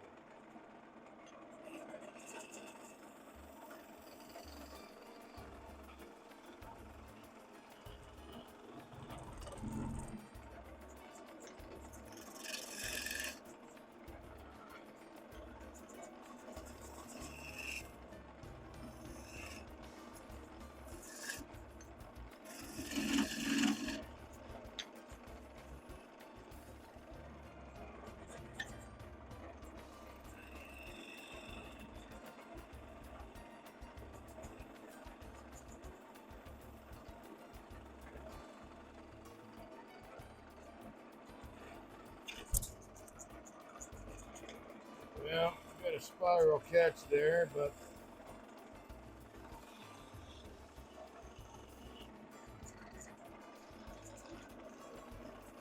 that'll take care of him.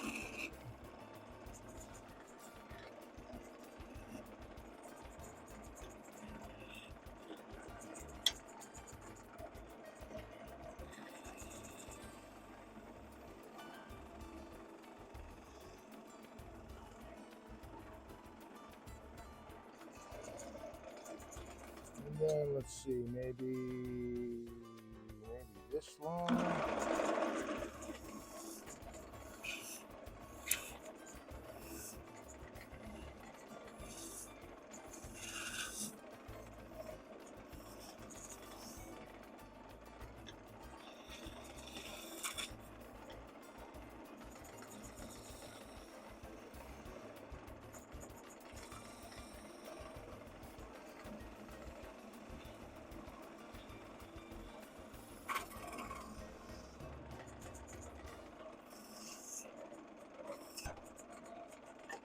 Let's move the tool rest over a bit. In fact,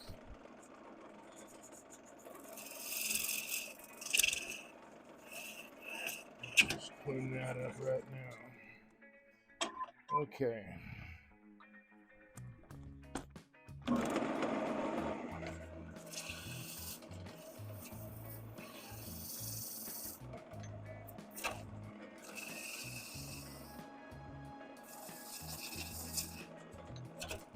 Oh, now, Dave, you got this. I think a little too high on my tool rest. Just a touch. There we go.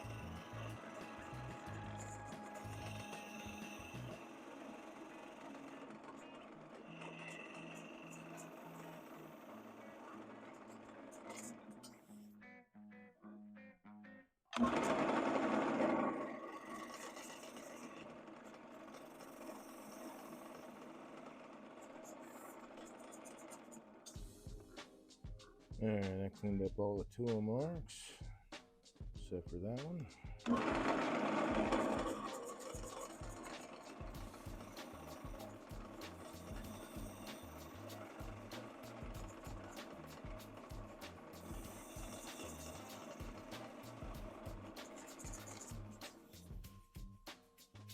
There we go.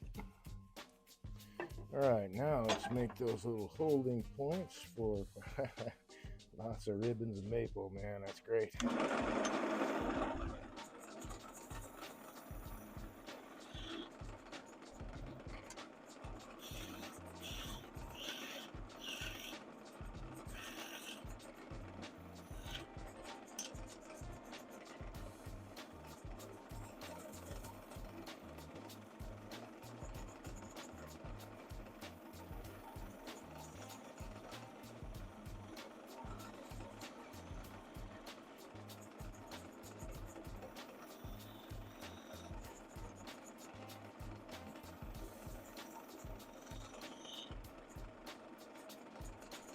Kind of hoping to dye these too, I think. I don't know. I'm going to play around with them. I just want to see what happens to them throughout the drying process and see if they survive. Hey, Dave, don't do that.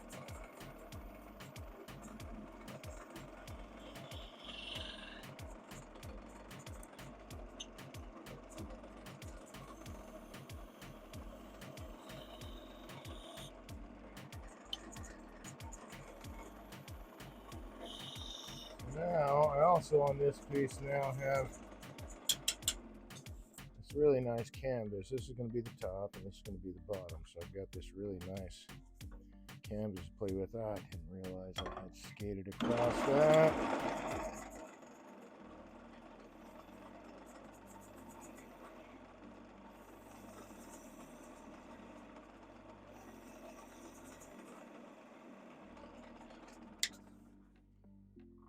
All right, clean that up. All right, let's see. So now I can grip it here and here.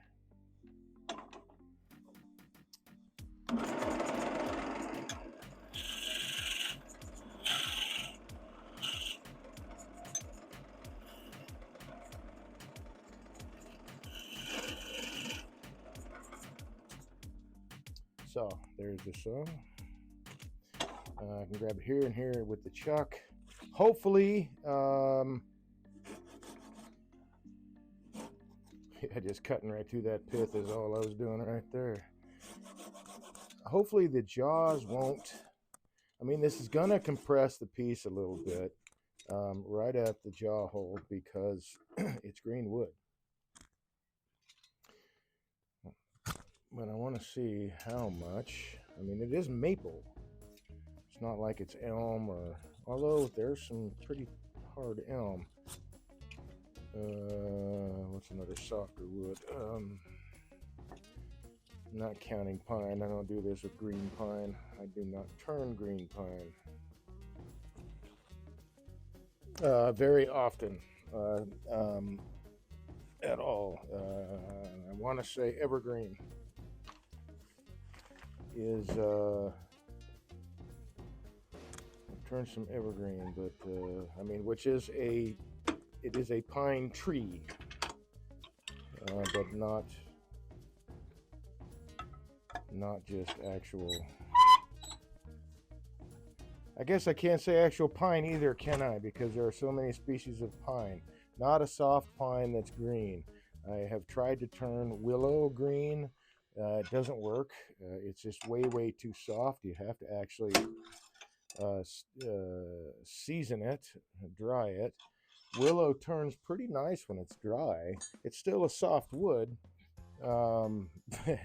very soft, but turning it green is at least between centers anyway. I couldn't do it. I couldn't do it. The wood kept spinning. It just mushed and mushed and mushed because it was so green. All right, this should fit in here. Let's go for this guy first. Ooh, and I can get rid of the elbow poker guy. Hooray! And I'll have to get this set up for the right height for my spindle gouge. I'm trying to work a little bit more quickly. Damn, I just lost all my tools down there on the side. A little bit quickly because it is green. Even though it's maple, I don't want it to start cracking and splitting. There's another tool steel down there somewhere. Come on, whatever you are. There you are. And some tool steel fall into the shavings over here off to the side of the lathe. Because of the vibration of this piece that was out of balance. Put these skews away for now. Easy, Dave. So let's see. I'm now going to, in a hollow. So I'm going to freshen up the edge on this guy. Let's get rid of this guy first. Move you aside. Don't want you in the way of my elbow.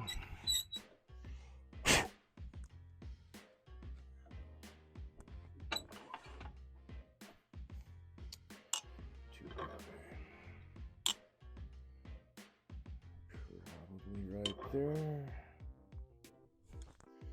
So I want to freshen up the edge on this dude.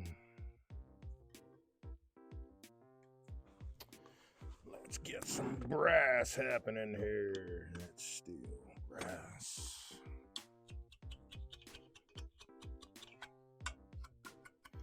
Get that green wood off of there. It wants to stick to the tool.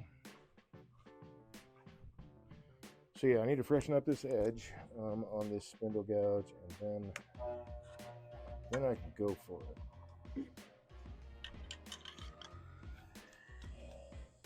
I do have to say, man, sometimes this feels really weird. Like nobody's here with me, right? I'm here by myself, streaming online, and I'm talking out loud. You know, I mean, nobody's here.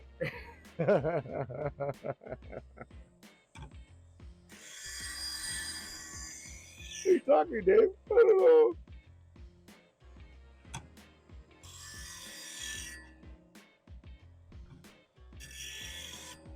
I just got a little bit of a chuckle out of that. Sorry.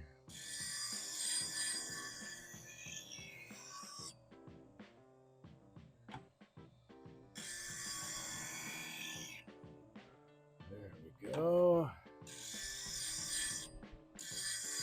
I do like these CBN wheels. I've got 2 CBN wheels. As soon as I learned, my first wheels were the friable type, right? And as soon as I learned that there was a wheel that did not change its diameter, because I also used a Wolverine jig so that I can repeat all of my grinds fairly easy. I want to, and I intend to, learn how to do this by hand without a jig. But for now, I've got a jig. There we go. Turn that off, that off. And having, even if I didn't have a jig, if I was doing this by hand, the wheels, the friable wheels, they change diameter, so you got to keep moving things, advancing things into the grinder. With the CBN wheels, I don't have to change a thing, which is really, really nice with too tall there. Really, really nice with come on, Dave, the Wolverine jig. So once I have set it, I just can forget it. I don't have to move it again, unless I want different grinds.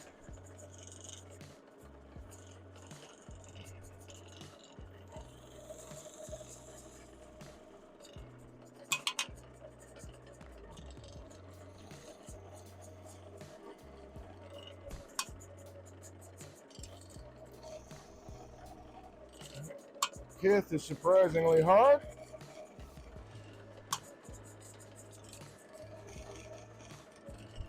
So I have to go quite a bit. Could use a drill bit for this too.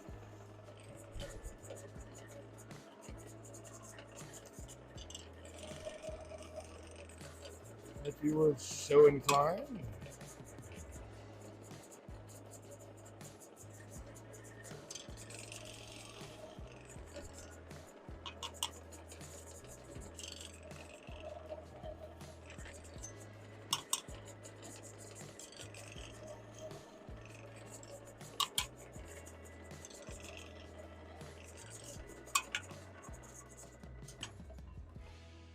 Okay, now I'm going to flip this guy around. I'm going to keep the jaw marks in the same general area so that it looks like a feature and not a tool mark, because they match on the same side.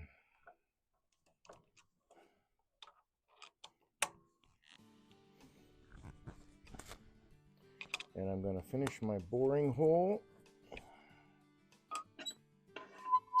and hollow this guy out as quickly as I am able.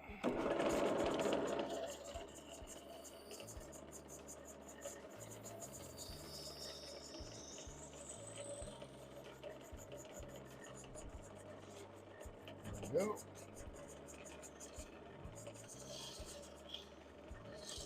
So, like with everything else, I want to have generally even wall thickness, and I'm back hollowing or top cutting if you're from the UK. I don't know how well this is going to work because I'm going through where the pith actually is. So I don't know that my entry hole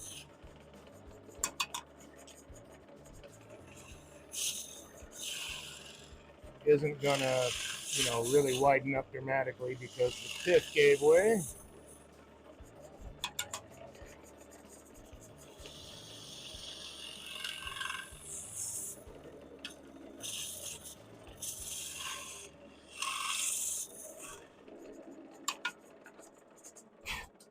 So as you can see, yeah, you can't see this on camera. Let me tilt the camera down just a little bit so you get a better view from this angle. That really should have been in the center of the screen. Wait for the lag to catch up. Okay. So you can see the hole is just a little bit choppy there. I need to clean that up. Oh, nice wall thickness though. I need to clean that up because that is causing me some vibration.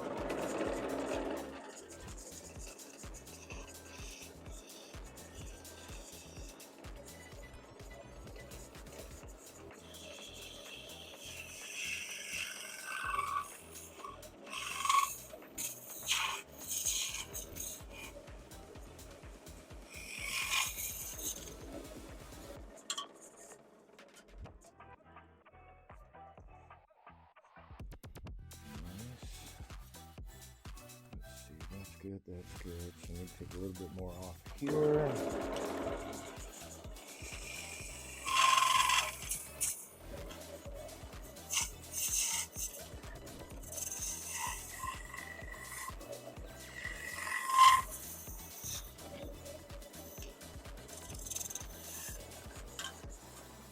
I'm cutting up on this upper surface here for those who are not familiar with the top cutting technique. Okay, that's a really, really nice wall thickness. I'm going to leave that alone. And I'm going to flip this guy around one more time. I don't have a ton to do on this side.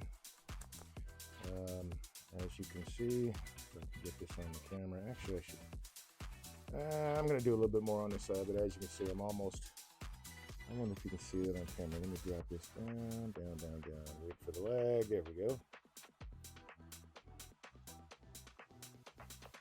So you should be able to see, or at least get an idea of how deep I am in there now.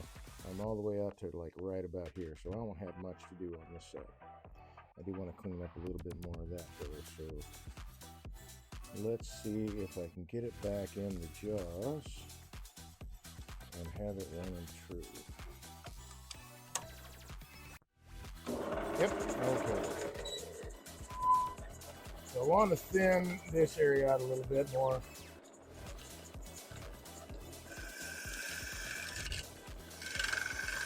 I was afraid of that.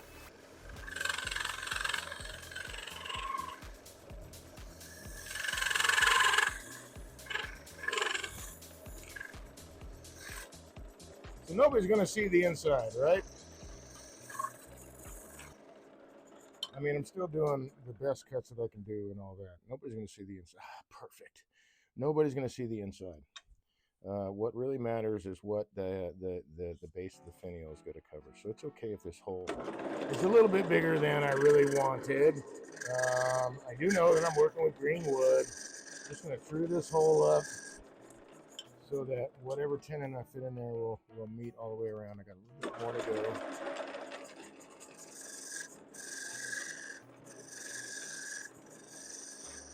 There we go. That did it. Now I'll flip this around and finish it out on the other side. And we'll let this one sit around and dry. We'll move on to the next guy.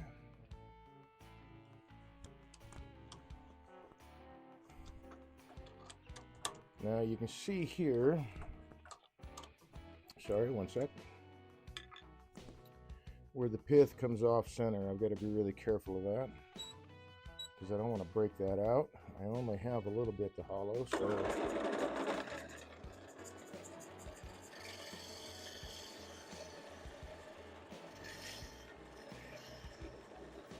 Hopefully I can keep the hole relatively small this time.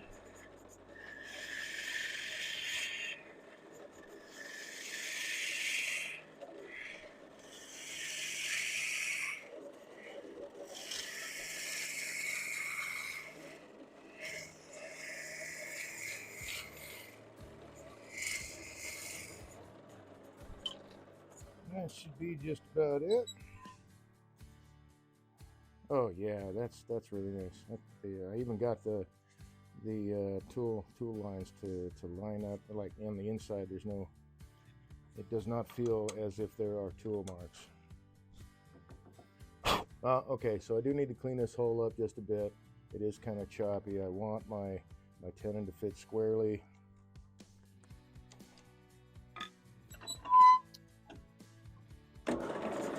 Even though I'm sure. Well, I don't know. I suspect that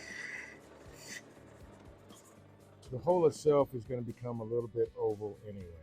There we go, that's cleaned up. As the piece dries, as this hollowed out piece dries. So that one's done.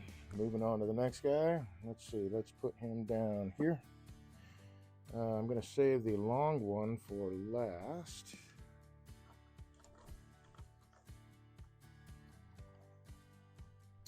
Also, if you notice, maybe you haven't, I put this feature fairly close to the end of the curve on the outside of the sphere. And I do that because I only have so much space in the jaws from the bottom to where the jaws connect.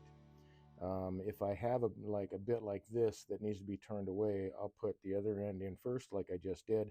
I'll turn this away so then I know that that will fit in there.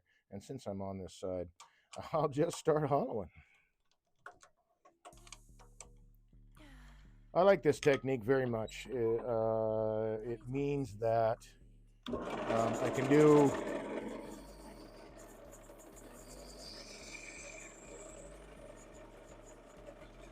a few of these in a relatively short amount of time. And I don't have to have another tool.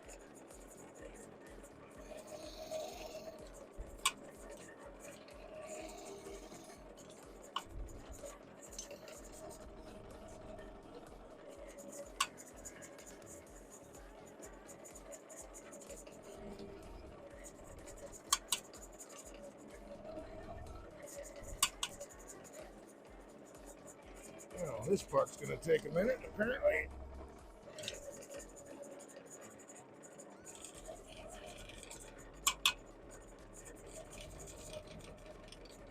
Or am I in there? Only halfway. Oh, we need to go further.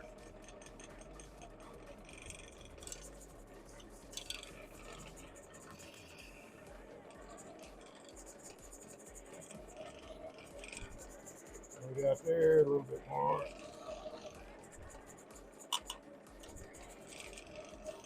If I want to, I can go all the way through, but I really don't need to.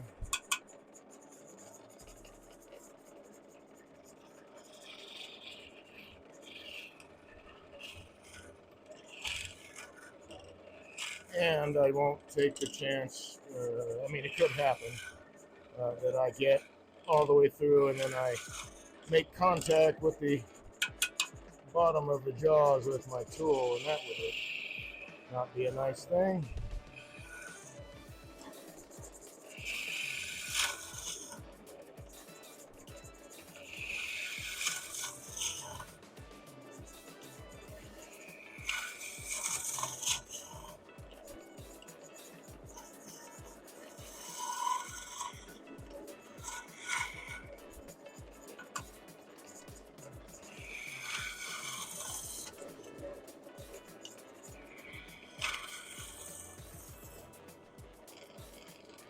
So,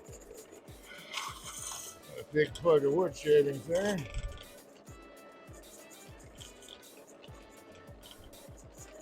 Dig them all out.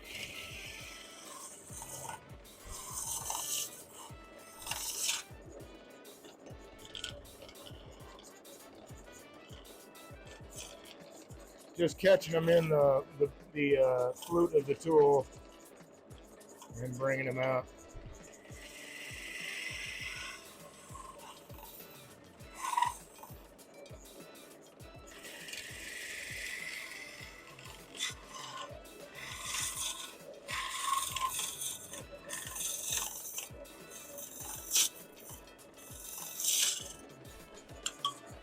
Let's check my wall thickness here.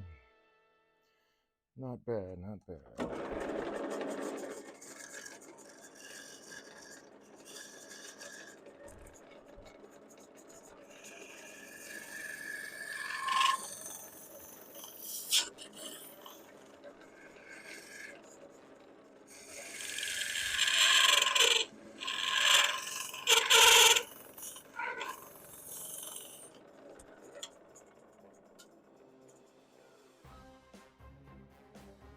All right, that's a nice wall thickness right there. I got to clean this hole up. I think I'm going to take just a little bit more off up in here.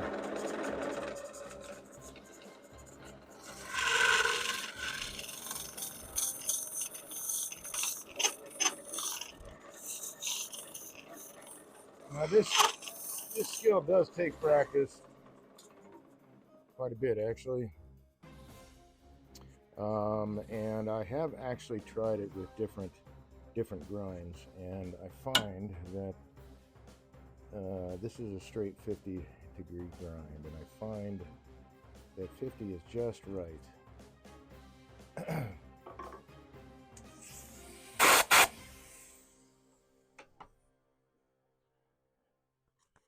Okay, I'm going to take a little bit more off right in here.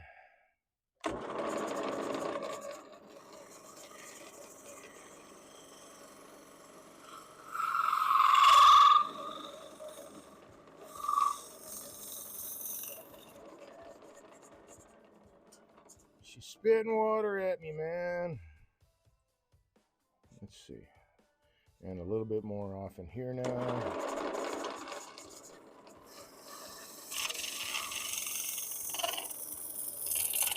Whoop. Yep, that happens. All right, so I missed my mark. We'll move on to the next guy. Let's take a look at this here. I don't think that's part of it. Oh, I'm missing. Nope, it's right there. So there is a lot of back hollowing done, and usually it's just done to open the hole up to be able to get a gouge in there or a scraper or whatever. So I missed my mark right here. This is what I was going for. I missed it and hit it over here. I misjudged, and that happens. Again, this takes a lot of practice and spatial awareness of where you're at. So we'll move on to the next guy. I think it'll fit right here. Yeah, okay. This one's going to be a little different in hollowing. I have a lot of really good success with shapes like this, the classic egg shape, spheres. And I've done a few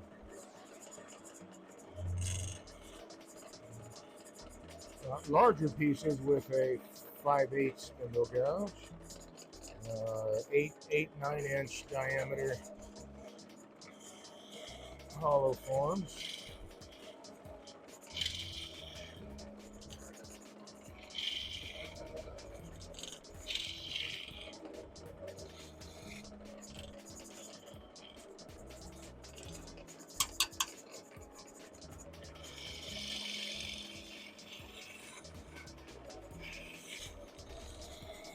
There we go. Trying to get it to go through the bore out the center, and I was having some trouble. I think some of it is just shavings here. Let's get those out of there. There we go.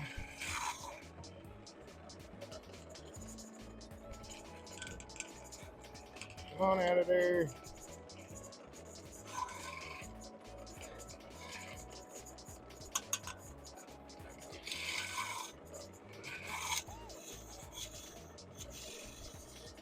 So let's see how deep that is. That's plenty deep.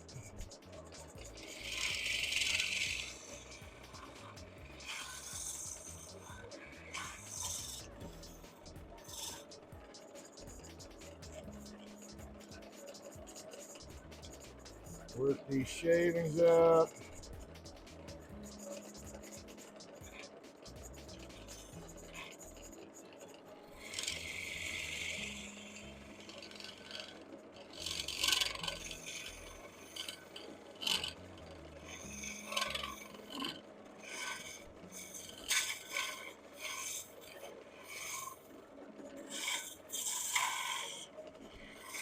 But okay, so back to what I was talking about. There is a lot. There are a few people who use back hollowing techniques just to open up, scoop some kind of form to be able to get a gouge in there a lot easier, or hollow this way, or whatever. As far as I have found,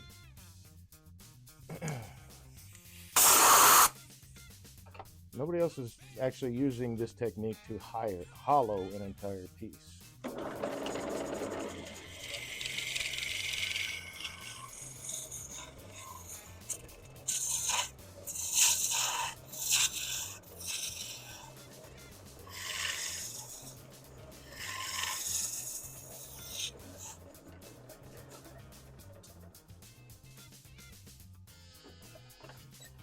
And again, it's not something you can just jump right into hollowing.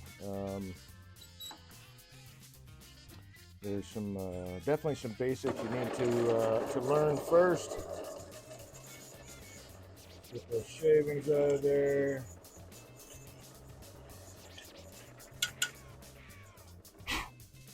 And some specific techniques that body movement, stuff like that. Anyway, it's definitely teachable. It's one of the things that I am trying to get out onto the demo trail with. Demonstrator trail.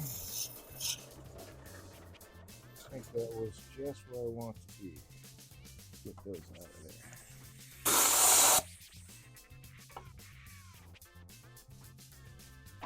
I think that is exactly where I want to be. And I'm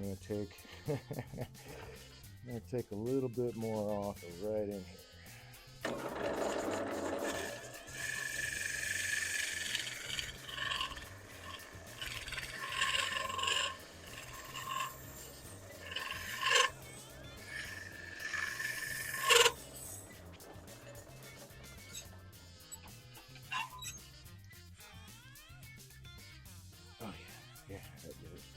Cool. So I'm going to clean up this hole and turn this bad boy around.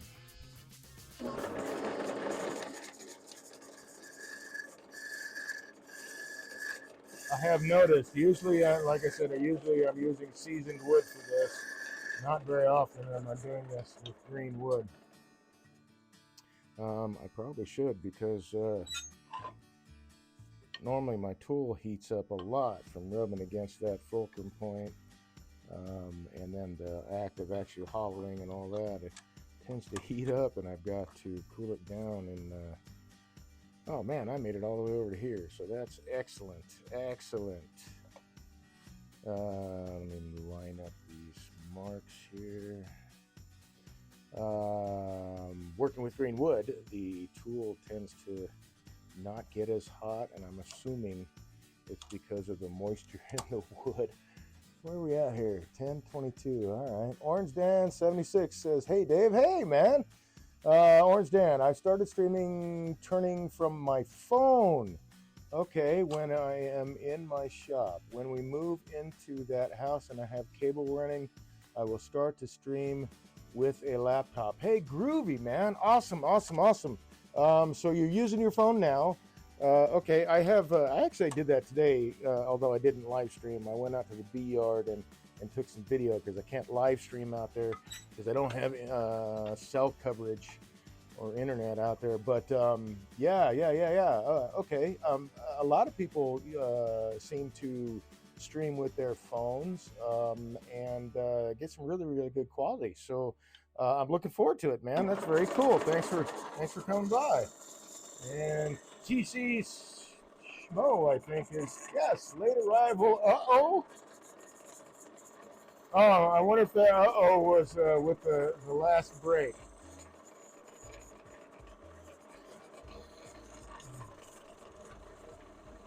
When I broke, there we go, all the way through. When I broke that ornament. I want to get this wood off of there. All right, so now I got to hollow this bit. And there's not much to do. Whoops. I say oops because my hole just enlarged. That pith right there is off center, so that just broke out. I'm gonna fix that. I gotta have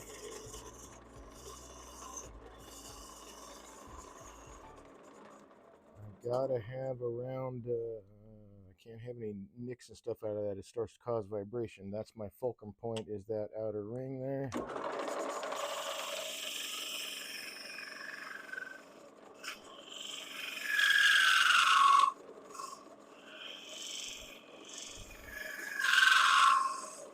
Telling me it's getting thin.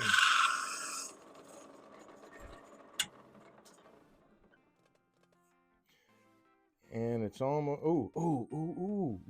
and I think it's perfect. Okay, I'm gonna open it up just a bit. Let's see, I need to do this. And I'm gonna take off just a little bit right here. In theory, I just lost my hole just enlarged. I gotta fix that, getting too much vibration. So you can see where it broke out on the pith there.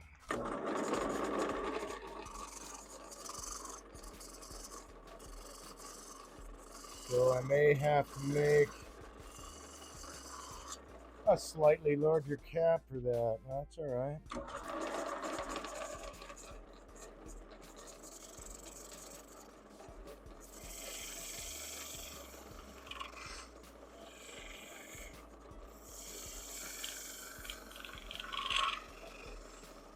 Hey, Schmo, is Mitch going to need some assistance? Like, is that part of what our gig might be, or just you already have that covered? Maybe, I don't know. I want to play.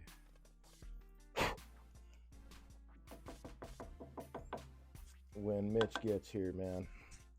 So we've got a turner from Tennessee coming up to do demonstrations for the club and giving some classes for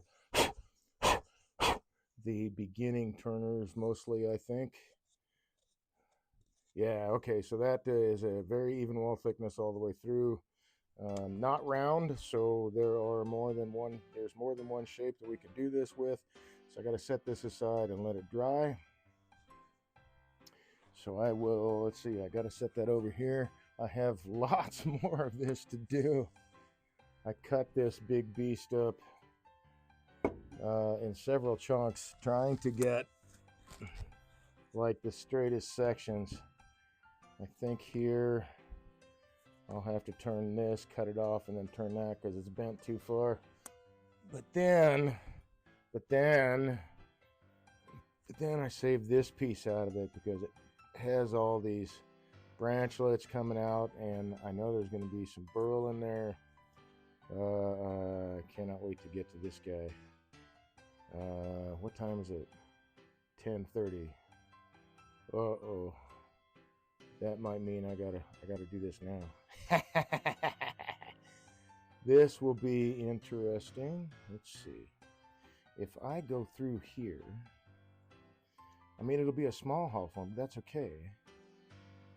You know what? I'm gonna try it. We're gonna play with this guy right now. I got about half an hour left on the broadcast, so let's do this. So Dan, I've looked through some of your stuff. I mean, is that mostly primarily what you do is pens? I haven't really. I mean, there's been a couple things that I've seen, but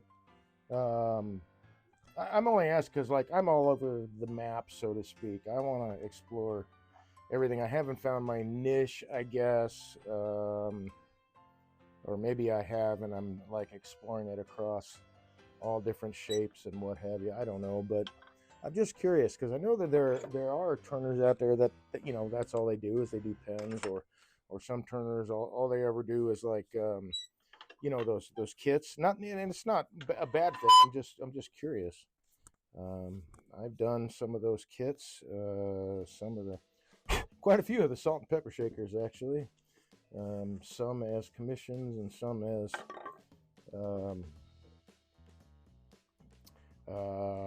well, I needed a pepper shaker or pepper mill, and then I made another one, and then I made another one, and then I made a bunch of them.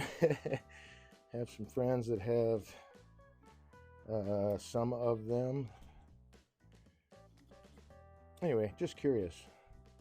I like to do a variety of things, and I just haven't. And I mean, we don't all post every single thing we turn, I guess. I'm just curious if that's like, I mean, like your main income generator, or however. I'm just really curious.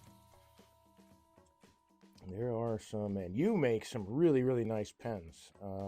There are, a few people I've heard stories about that they get, high dollar for these pens. I've seen some pens that are what do they call it, segmented, and I got them thinking, man, who is the insane person who is segmenting pens? Those are so small pieces. It's just amazing. I don't know. I don't know that I would have the patience for something like that. So what I'm doing is I'm getting rid of the bark right now to get down to actual timber, so that my points, they have something to actually dig into that's not going to be mushy and change. I want raw wood down there to dig into.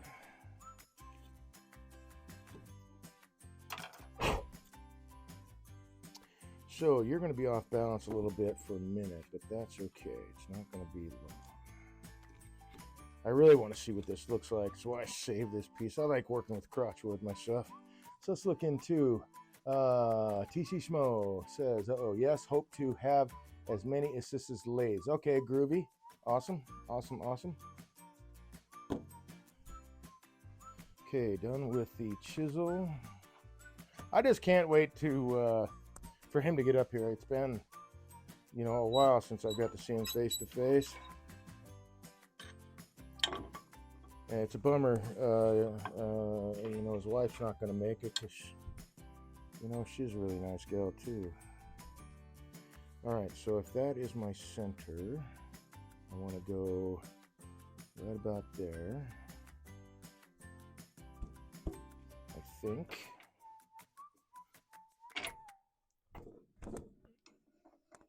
We can make adjustments as we need to. I want my center to be right there.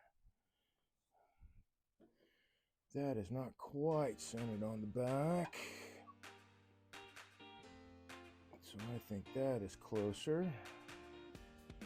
And then I want to take it this way, tilt it this way, so I can get that flat surface right, as flat as I can get it. I want to try to leave some of this stuff here.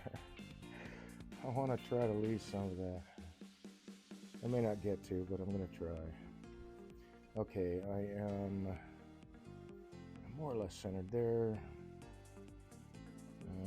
That's fairly flat. Let's bring it out a little bit more this way. Okay, make sure I'm still centered here. Yes.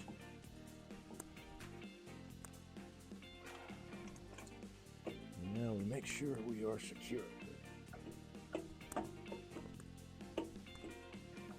Oh, I love the cure, Shaggy. It's because my tailstock is slipping. There we go. Okie doke. Let's see what this guy looks like.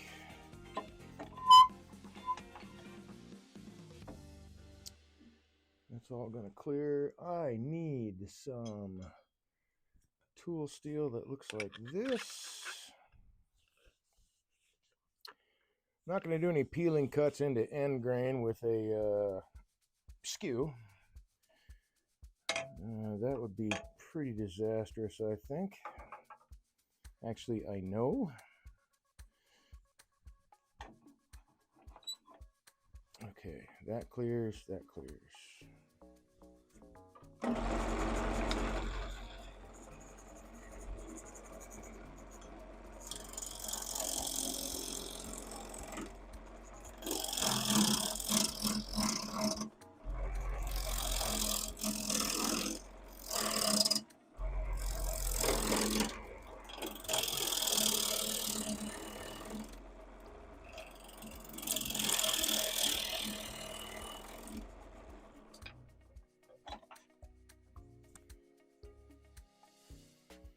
Okay, now I got to start thinking about, not quite yet, but very soon need to start thinking about rounding this off.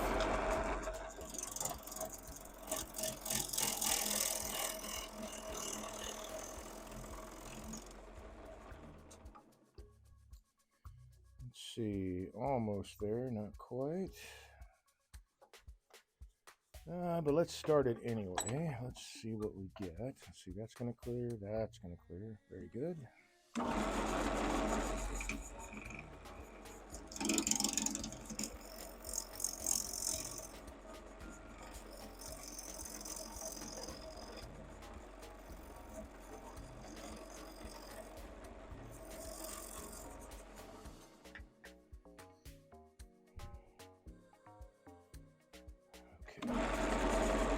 And I hate to go that way to it, so I don't want to go backwards to the grain on this if I can avoid it. I don't know that I can avoid it. All right.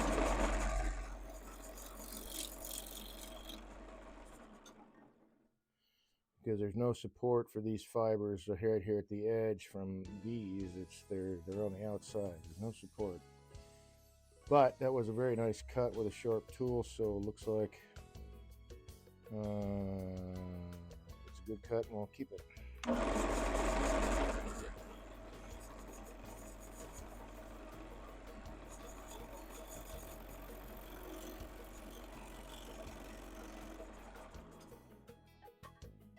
Now I can work the other direction. Very good.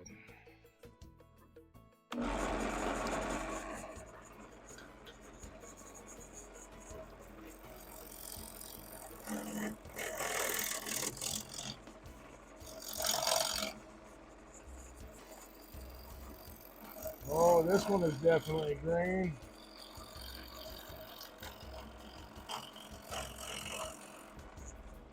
Spitting the water at me. Okay, let's see. It's kind of looking a little bizarre right now, which is cool. Let's see. I think I want...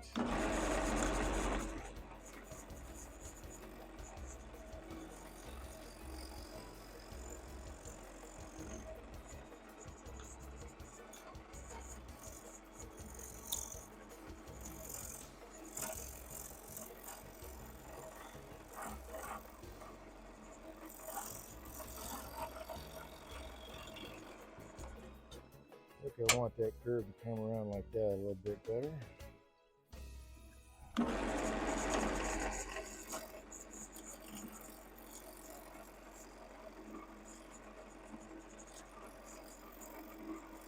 So right now I'm just turning by the shadow. There's a lot of air that's going by. I can't really. All I can see is the shadow.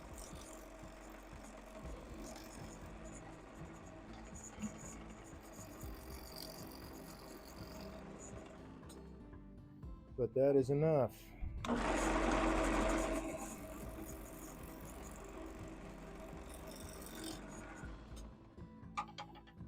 Okay, that's very clean. I'm liking that. What am I gonna do with the shape now? Okay, I can see me taking all the bark off this guy for sure. And I think also, let's see. It's just such a cool, unusual shape. How am I gonna? I gotta figure out how I'm gonna hold it in a chuck and. Oh man, that's gonna be tough.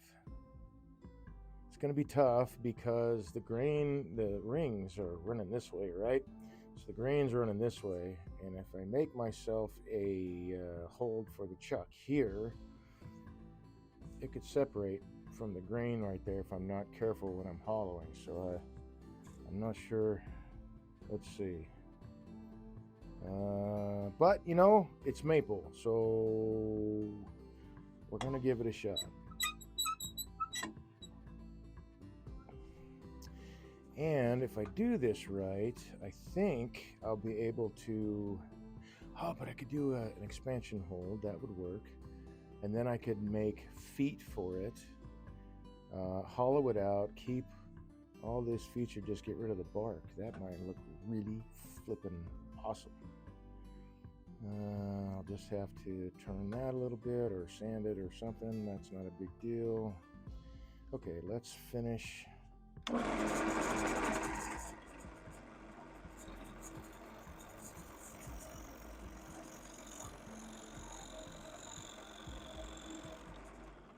don't know if that's enough to get a hold on it yet, but I want to try to get an idea of. I won't be able to hollow all the way out either. Well, not with the spin. Well, I don't know. Maybe I can with the spindle guys. We will find out.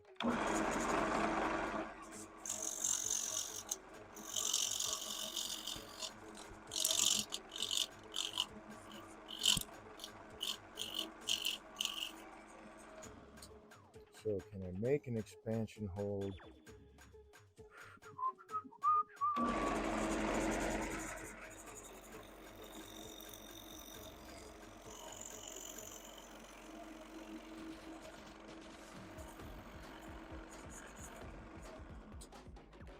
Weird.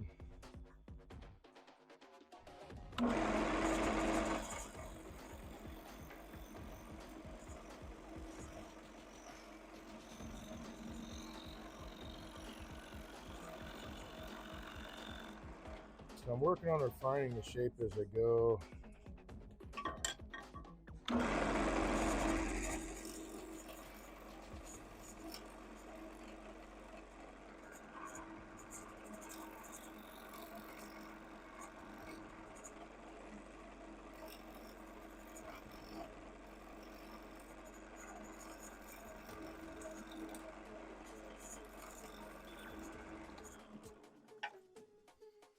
There we go. So I guess it'll kind of have a lozenge shape. Let's see, I can get 2 big feet on it, but I want to be able to put feet on this dude. So if I make this more like a loaf, more like the shape of a loaf,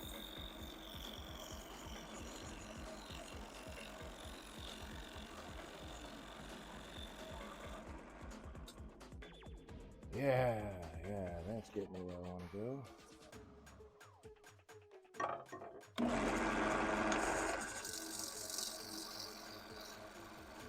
But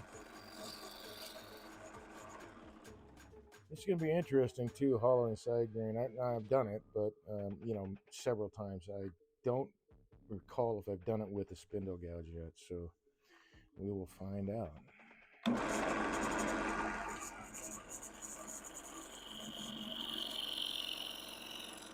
How that works.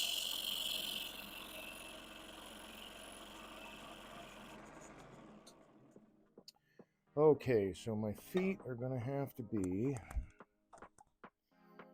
inside here. I'm not going to get an expansion hold out of this. Yep, that's not going to happen. Oh man, I know what I can do. I think.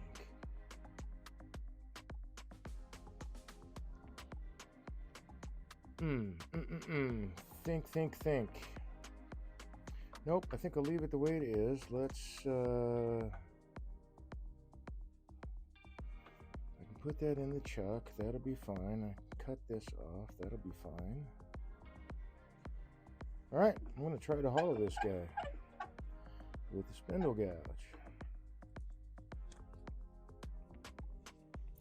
Let me cut this bit off here so make sure that it doesn't bottom out in the chuck.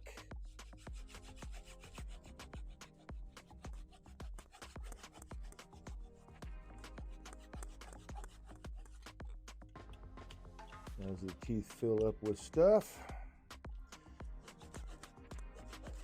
Wood pulp stuff.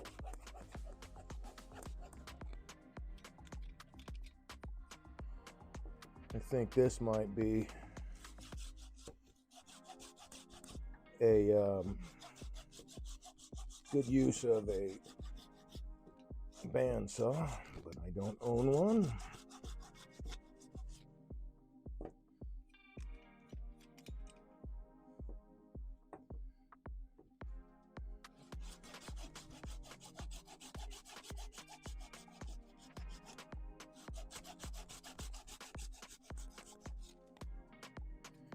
The fine teeth of this are just getting packed full of wood pulp.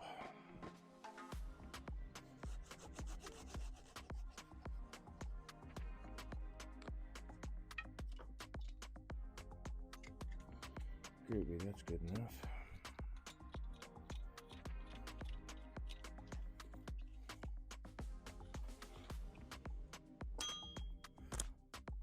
Okay, so now I have a place I can hold it in the chuck. Hopefully I can work out, well, I can make a jam chuck at the very least when I flip this dude around. Yeah, that's got an interesting shape. I like that. Something weird and different.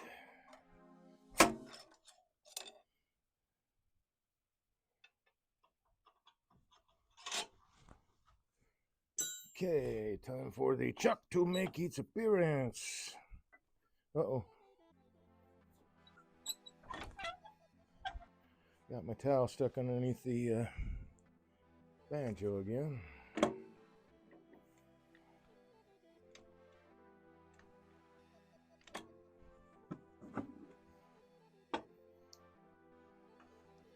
This is going to be interesting. I may wind up using, I don't have any like hollowing tools, hand hollowing tools. I do have a Jameson hollowing system, which might possibly help me here. And actually not the system, but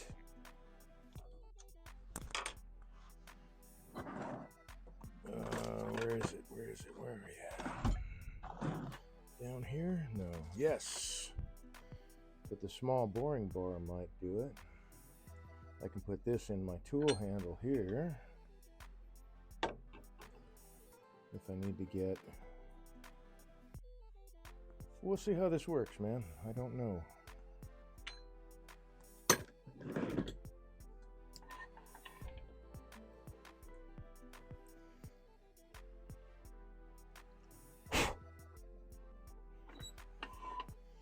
don't know how much top cutting I'm going to be able to do. All that clears, yes. Spindle gouge, we are set to low. And I got an elbow poker guy right there. Let's see, that's probably all right.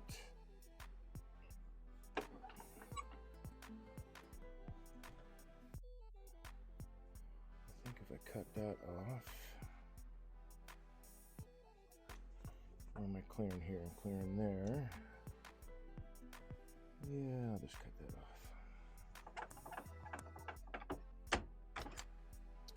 Okay, elbow poker guy is out of the way.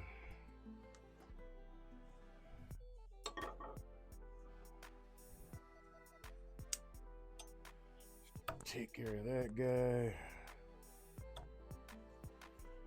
While we're at it, let's take care of that guy.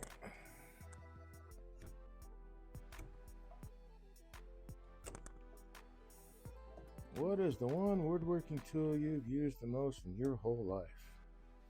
This guy. Not this guy in particular, but pocket knife.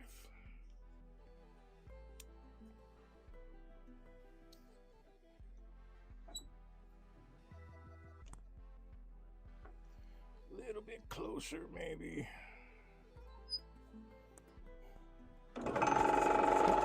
Too close. Where am I hitting? Where am I hitting? Right there.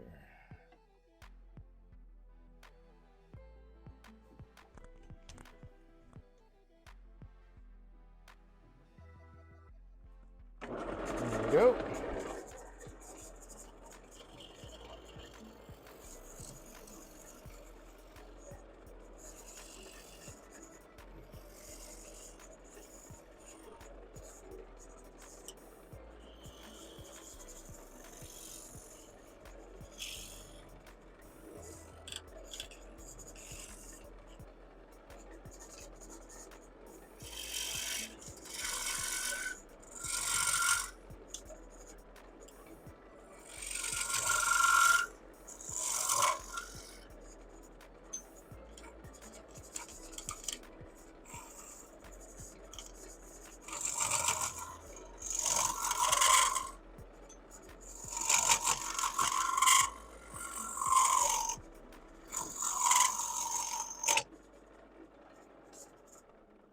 Well, I can do a little back hollowing. That's cool.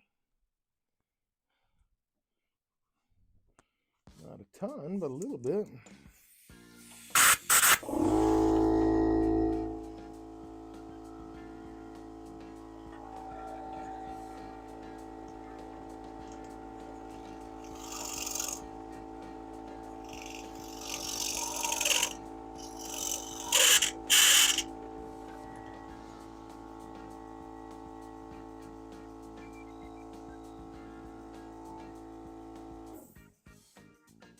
Almost to my depth.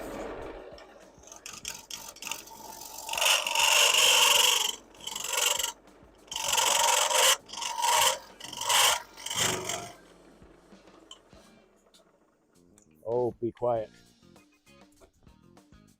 Air hose is leaking.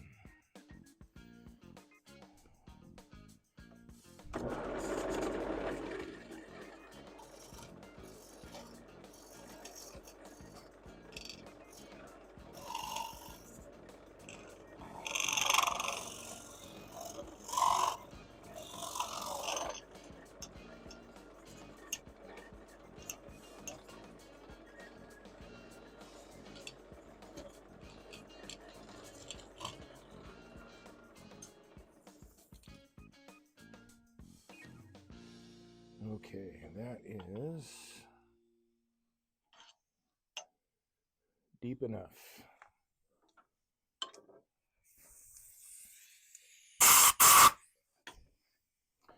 And I'm not very far out to the side yet. That's a bummer.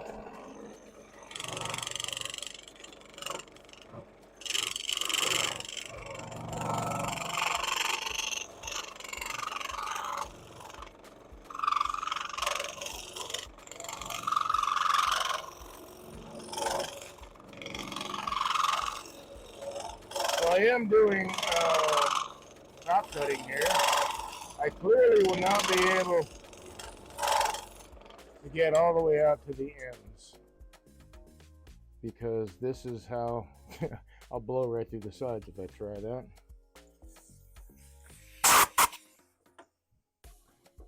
And that's not something I want to do. Okay. So I need to clean that up.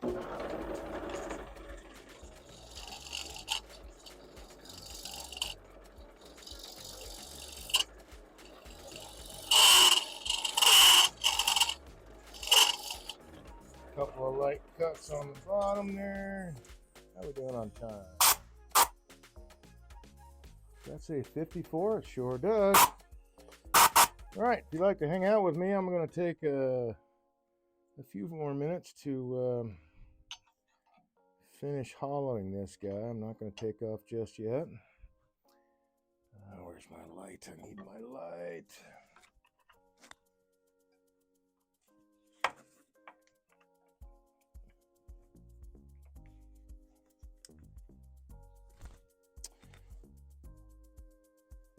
Get rid of this nub in the bottom.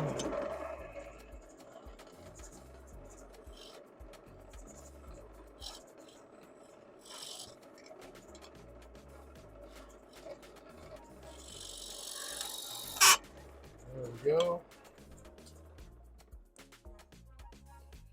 That's gone.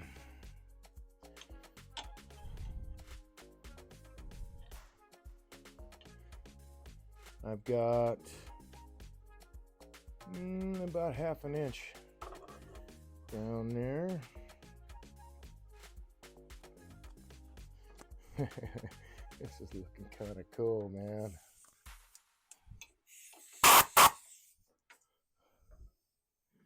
All right, how far can I only get that far? Okay.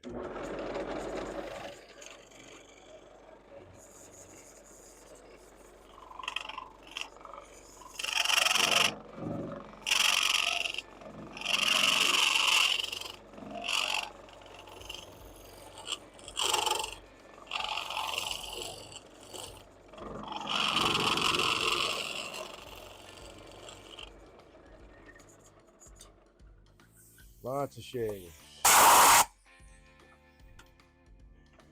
Okay. I think I might be able to, well, let's see. Let's move the light.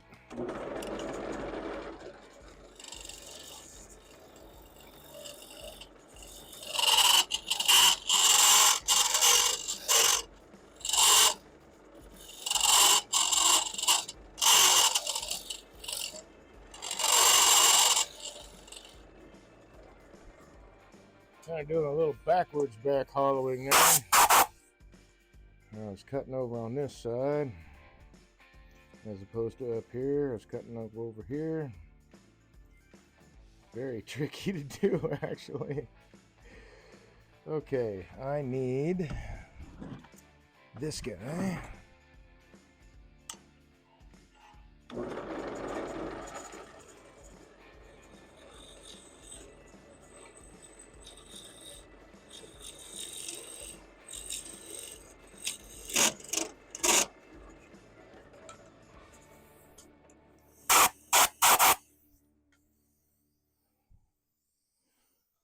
Oh, that cleaned that up really nice.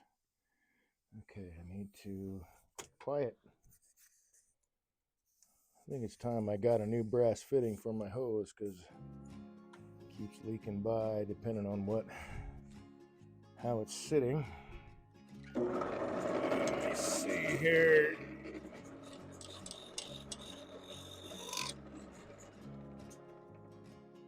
That almost got it right.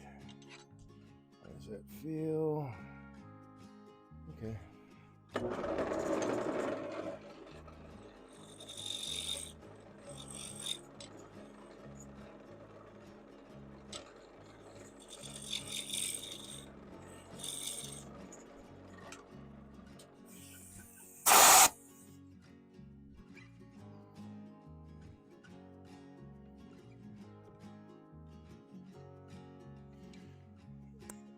Got a bit of a nub. There it goes.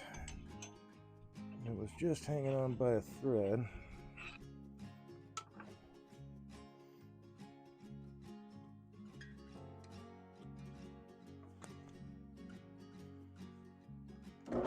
Just a little bit of that thread remaining.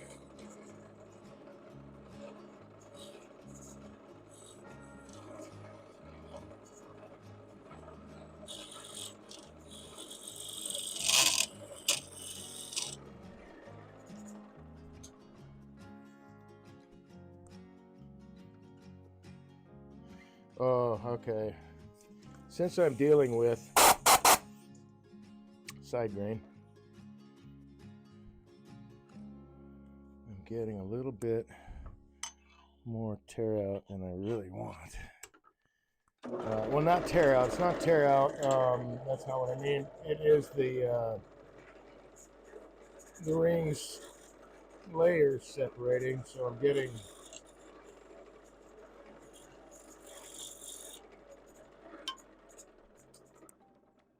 a little bit of fuzzed up stuff. I can't quite. Let's try that.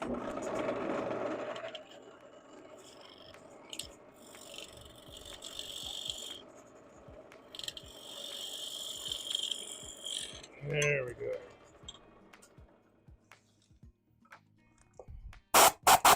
Getting the light in the right position. Okay, now my bottom is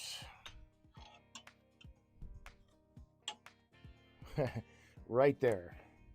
I've got an 1/8 of an inch, or yeah, I think that's an 1/8 of an inch. I just moved my tool. Stop moving the tool. Actually, I am right into the foot. Oh well. I can clean this up.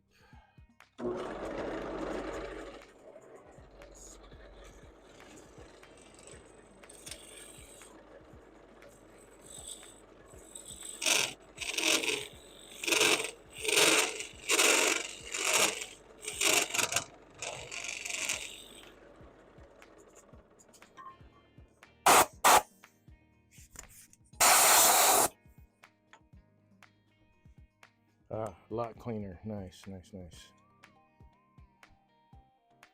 Boy, that's being a booger. Where is that?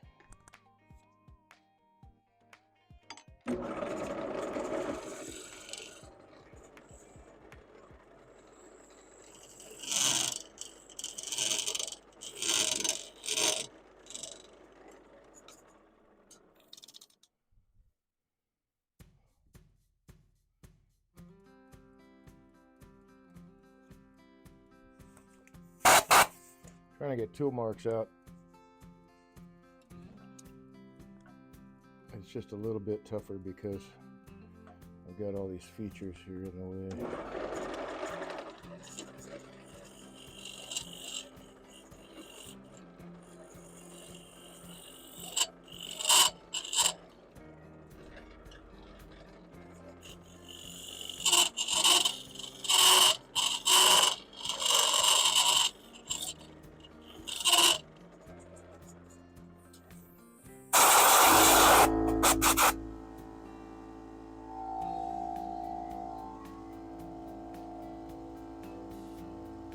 Just about did it.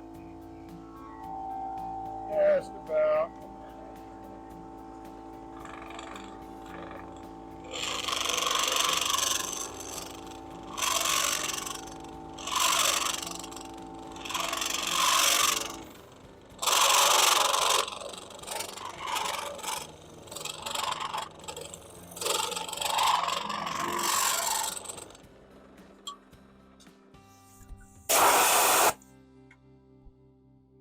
There we are. That did it. I actually got to do some backhauling there. Okay, so I am out.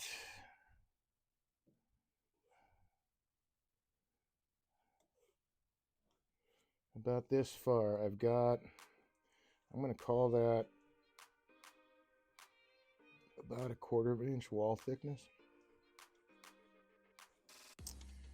And I'm going to leave that.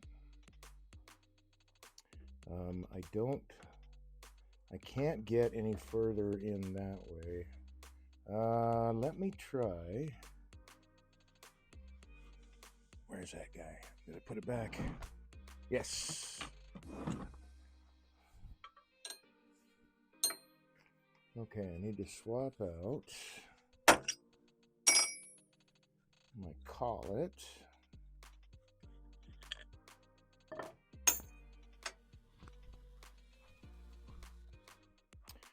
And I think I put the other one in here. Oh, collet. Where are you? Or did I put it in the side pocket? Side pocket. Okay. So I'm pretty sure this collet will fit, I think I tried this and I needed to find, yep, there's a different size that I need to do.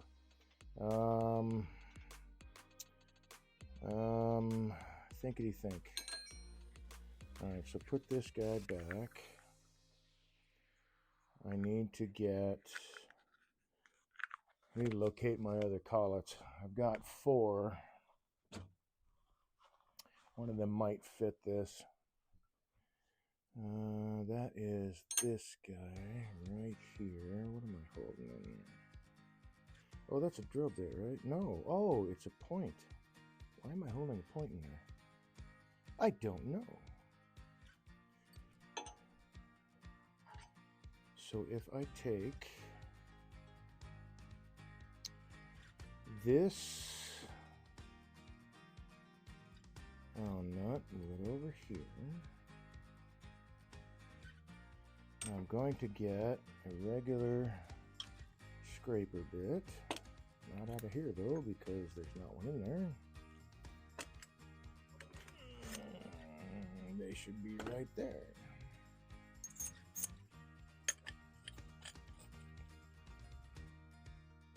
Stay.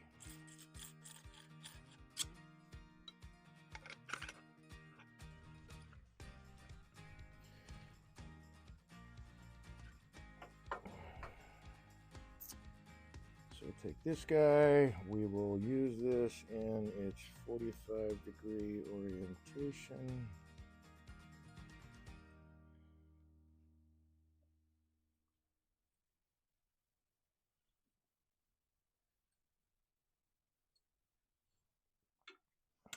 Leave those guys there for now.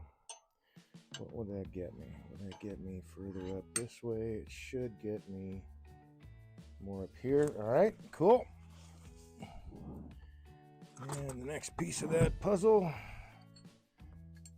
is a wrench. So I'm dealing with some rotational forces here. This scraper should get me right into the ballpark of where I need to be.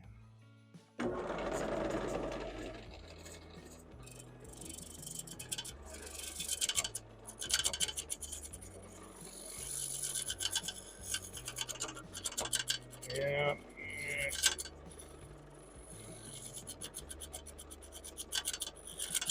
I'm trying to take really light cuts, but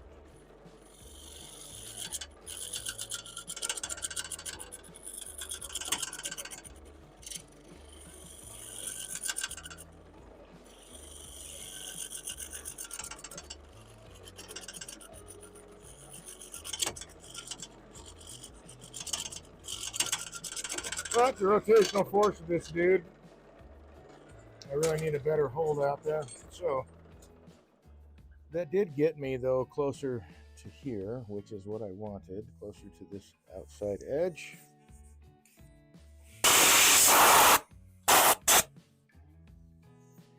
Why am I getting wrapped up in all this?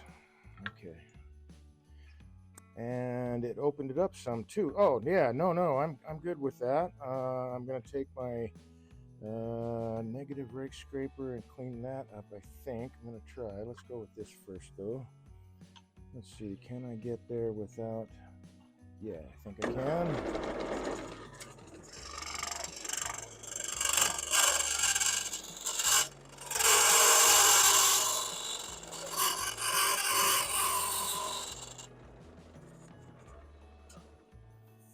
clean up any more tool marks there.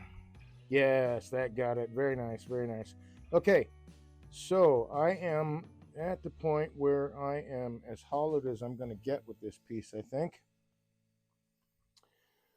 So the next step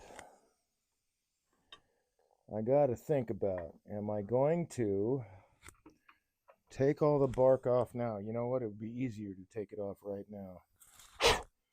And the piece will dry a little bit more evenly in theory, since all of it will be exposed. So we're going to do that.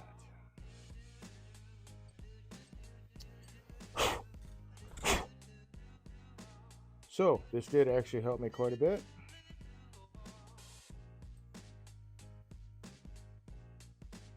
I'm going to look for that collet. I think I said that last time I did this, which was about a month ago.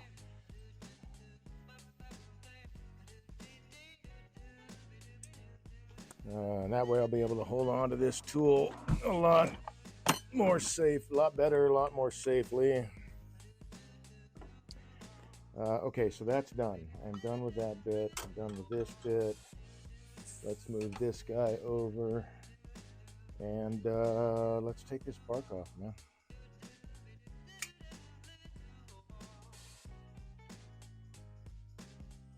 You know what? I'm going to grab a chisel too. And we'll just go to the... Yeah, both of those views are good, I think.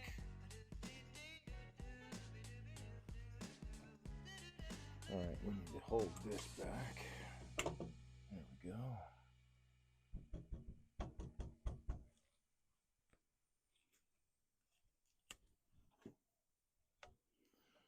That is some thick bark now.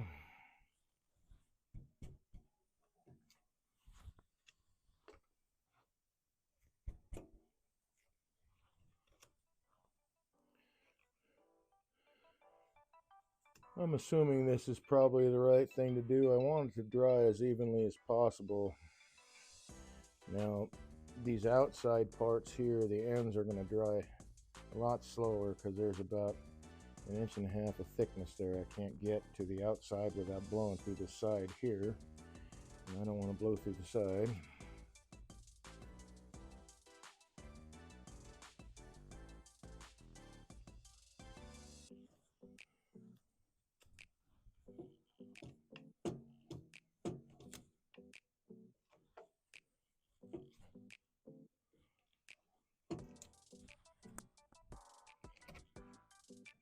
And oh yeah, with this green wood, getting rid of this stuff.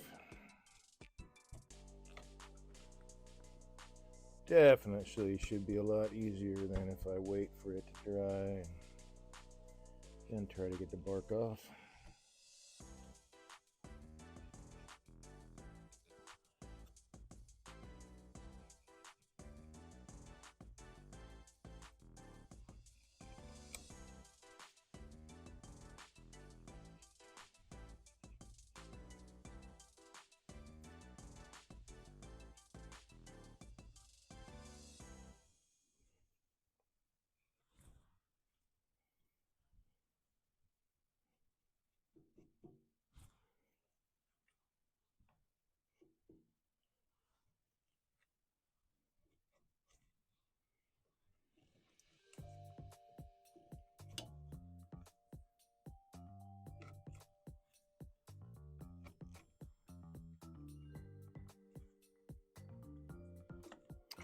Okay.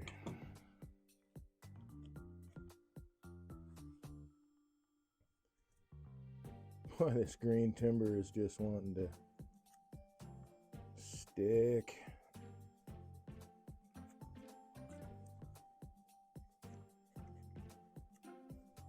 I guess that's why we make maple syrup out of some of these maple trees, right? The sap. Sticky and delicious.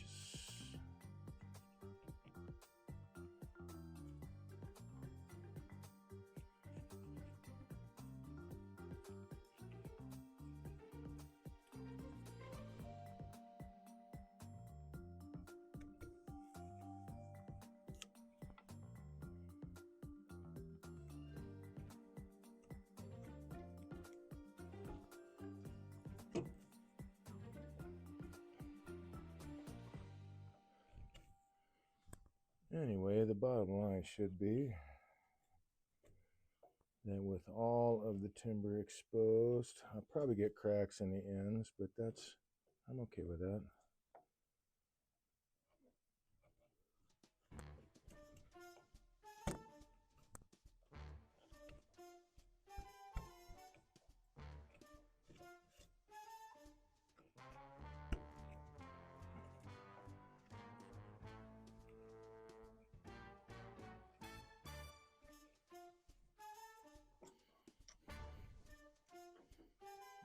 Righty then. Yeah, we're moving right along here.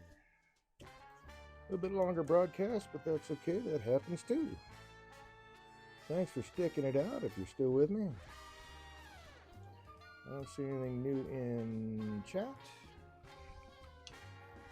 So I don't know. I appreciate the support you give this channel very much. Would really like it if you would follow the channel if you haven't already, and drop me a little note in chat.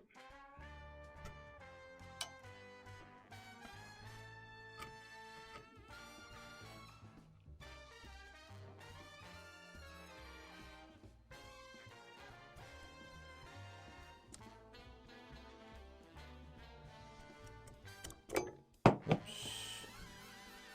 Good thing that was wood down there. My chisel hit it dead on.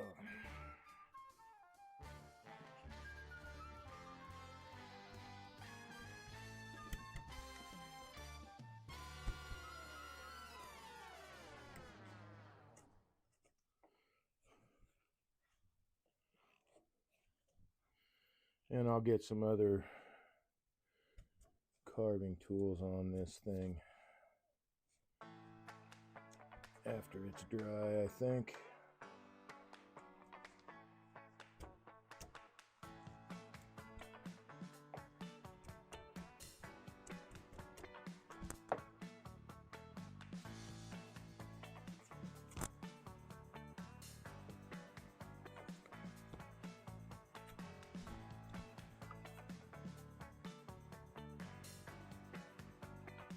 Get rid of that. As much of this cambium layer as I can. Sanding this stuff away. Well, when it's dry, it's not so bad. But trying to get this sanded away is sometimes kind of tricky because the cambium layer will want to really stick to the timber. I mean, that's its job, right? It's the last bit of the last inner part of the skin before the live part of the tree is breached or broached.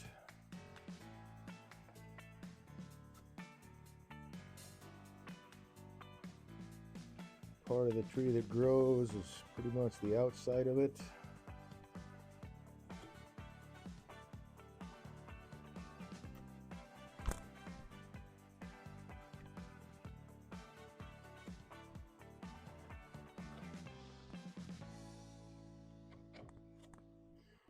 Okay, I think I can get to that later, maybe. Let's see what we got down here. There we go.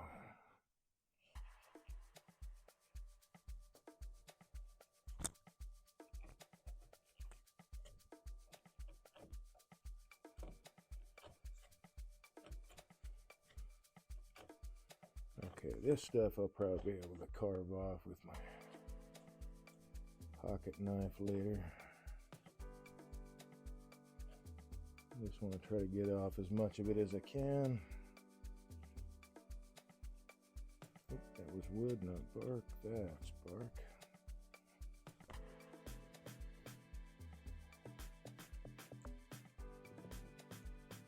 Get off there.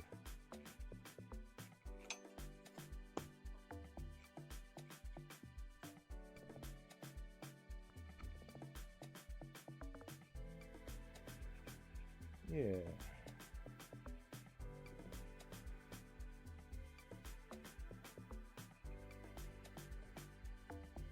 Yep. I just threw my chisel across. Yeah. At least it landed in the shavings.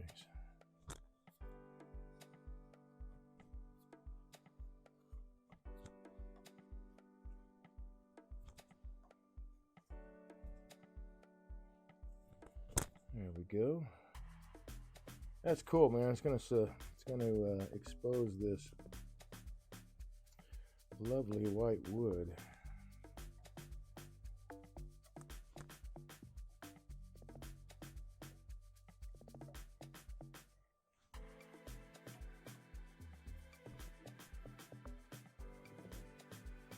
See that's the cadmium layer, and it's starting to oxidize.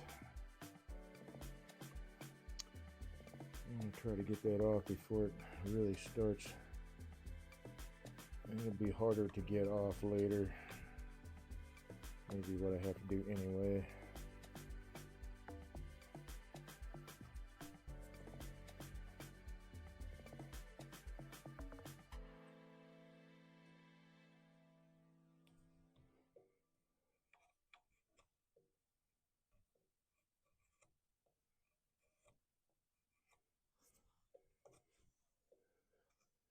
Yep, can't quite get to all of it this way.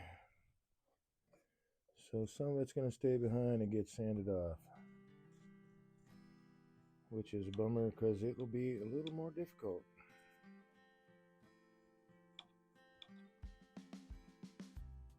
But that's all right. Not much to sand off.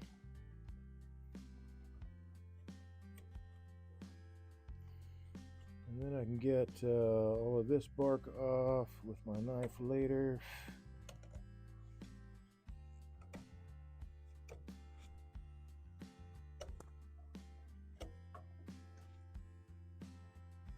Let's move this guy out of the way.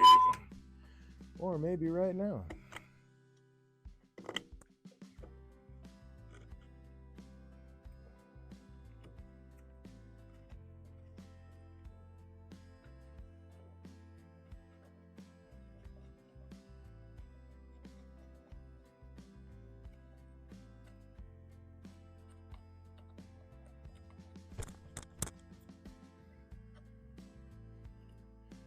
And then I can sand these little dudes up, and that'll be a nice little feature. Yeah, this is an unusual piece. I'm liking it. There was another experiment, but hey, man.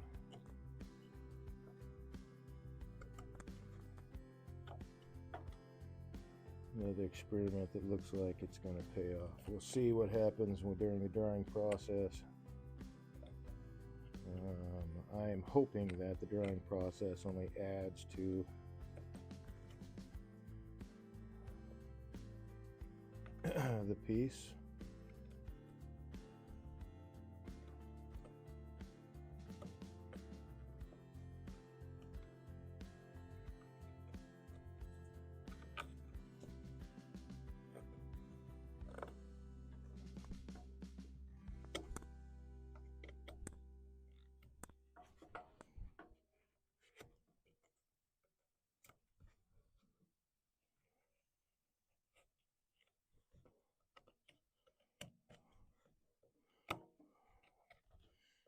Very cool. Getting off more than I thought I could.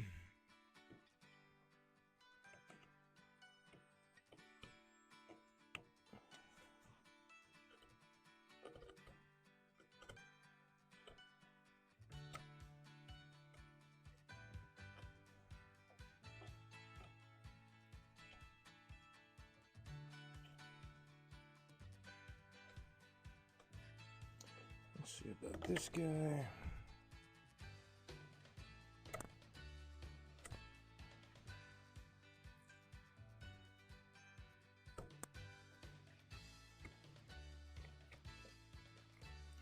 Do I have, oh yeah, good. It's like now is not the time to check my, oh hey, this whole time I could have had the side camera on so you can see what's happening. It's already on though, so.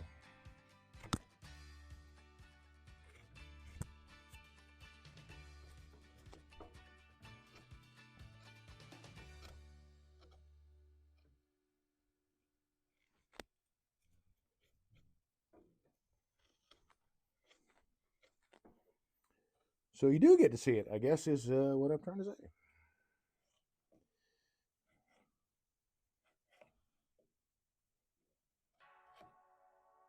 Trying to be really careful and just get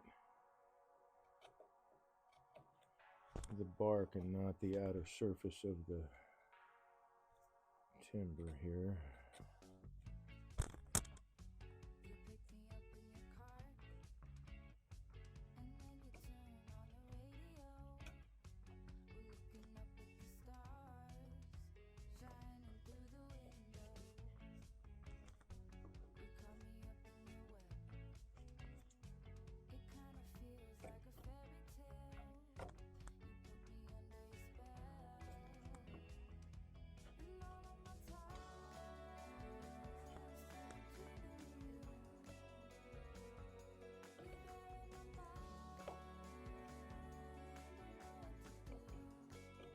Oh man, I cannot wait now. This is groovy. I like it when an experiment, at least in the early stages anyway. I'm not gonna say this is gonna survive. I'm hoping it survives, but it's kind of nice when an experiment, at least in theory, looks like it's gonna work out.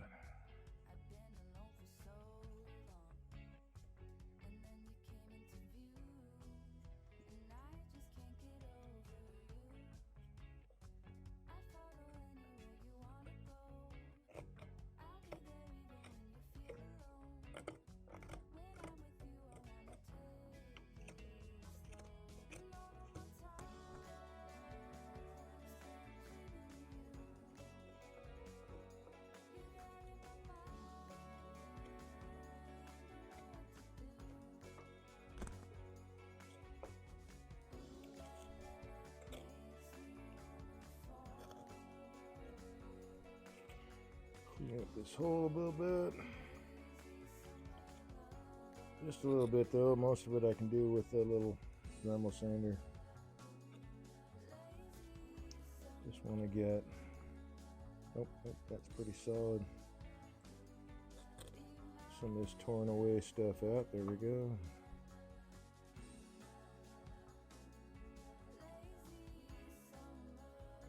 Okay. So we are at the end of the broadcast now. This piece is fairly well denuded. We're going to let it dry. With the ornament bodies there, we'll see how that works out. So we'll bring those back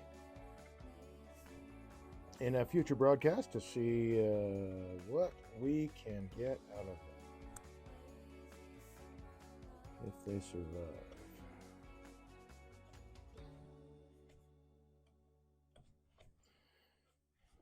Cool. All right. At the very least, it might make an interesting paperweight, right? I don't know. Let's see. If I do that, and then that.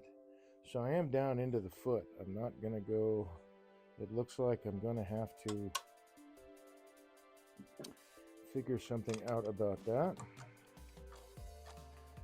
We didn't go through, but that's just pretty cool looking. Maybe using once it's dry, using a vinegar and steel wool mixture on the outside of this guy might make it look pretty cool too.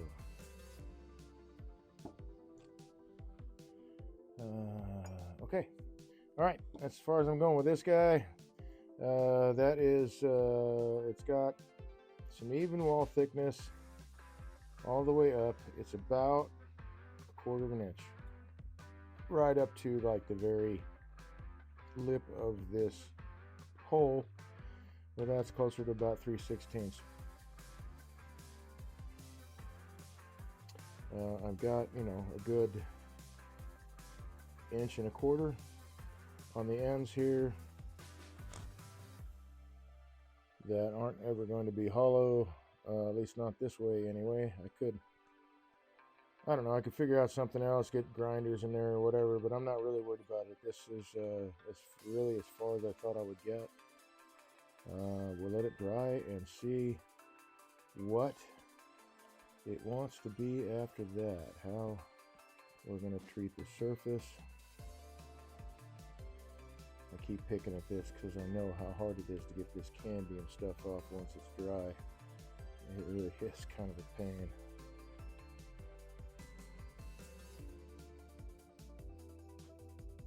I'm trying to keep the natural surface of the timber as much as possible.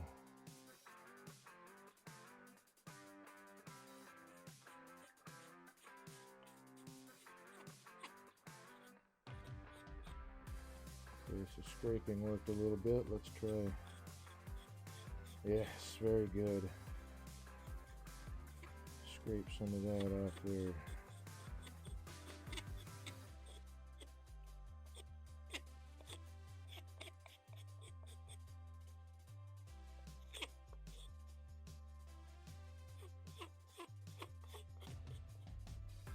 Yeah.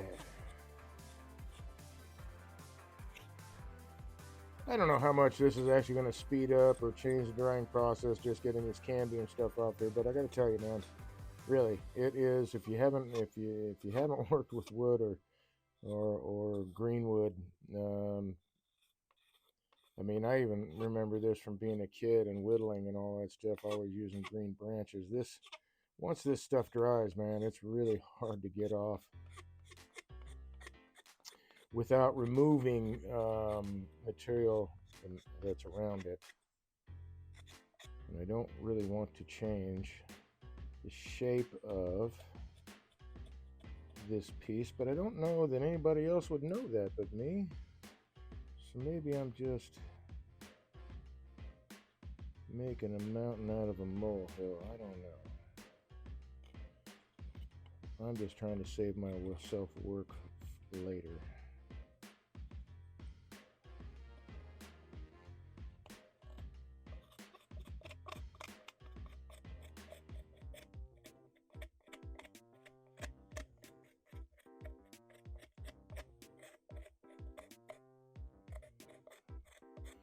And this is working, so I'm gonna just keep going with it until I can't get any more off. But let's just do this. I guess I really don't need to wear these right now, since I'm not working with power tools and all that. Just a pocket knife and scraping. My name is Dave. I'm a wood turner. I started this channel to become a better demonstrator and a better teacher. I did start this channel also to help other turners become better turners. At the same time, becoming a better turner myself. I'm always looking to be the best turner I can be. I'm always exploring different things, trying to add, the things that are successful are things that work for me and my body mechanics. Don't work necessarily the same way for anybody else. So it's like you learn the skills and you get into your toolbox what works with your own body mechanics, and then try to work around the rest. So far I haven't had a whole lot of issue. I mean, I've had my hiccups and stuff like that. I have some physical, I'm not going to call them limitations, but some little physical hiccups that don't let me do certain things as efficiently as I used to when I was younger. And less miles, less miles on the chassis, if you will. But as I go, I learn to work around those things. I learn and add things to my own toolkit, and then I turn around and do my best to make them simple and easy to understand, so that I can pass them on to somebody else, and hopefully shorten the journey. Maybe instill a little bit more excitement with wood turning, because all of a sudden, when you learn some of these techniques, all of a sudden you're not bouncing around on the lathe anymore, and it becomes more of a comfortable way. Turning becomes more comfortable for you. You're not beating the shit out of yourself. I don't think. I don't want to beat the hell out of my body. I want to be able to do this for as many years as I possibly can.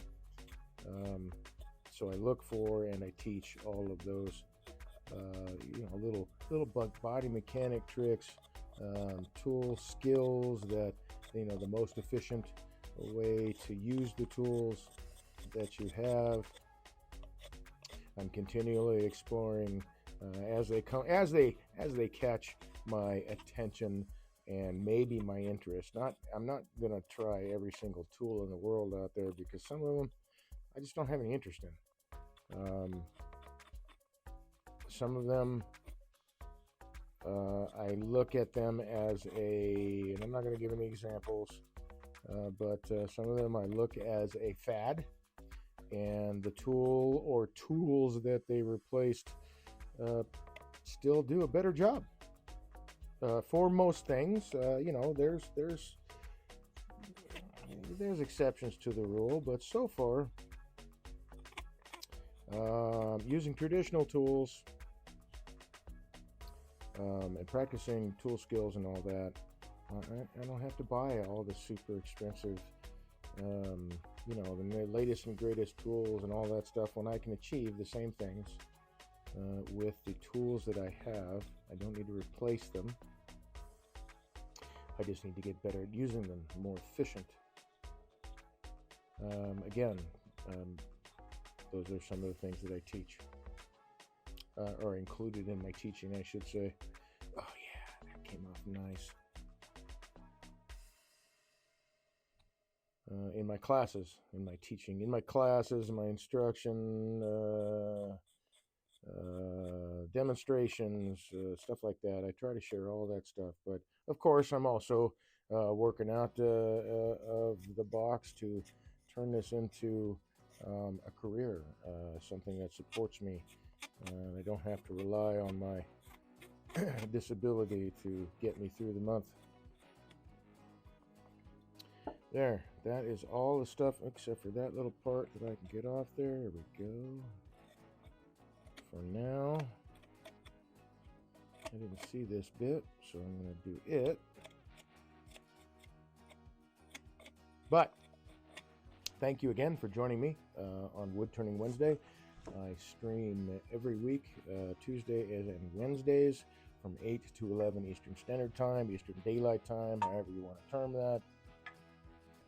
It's not daylight here, so I'm not going to use Eastern Daylight Time.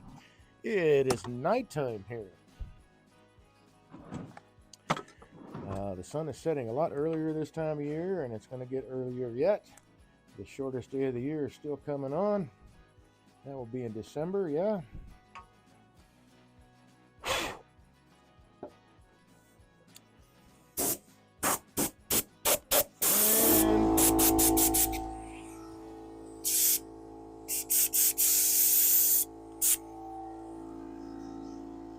And about that time,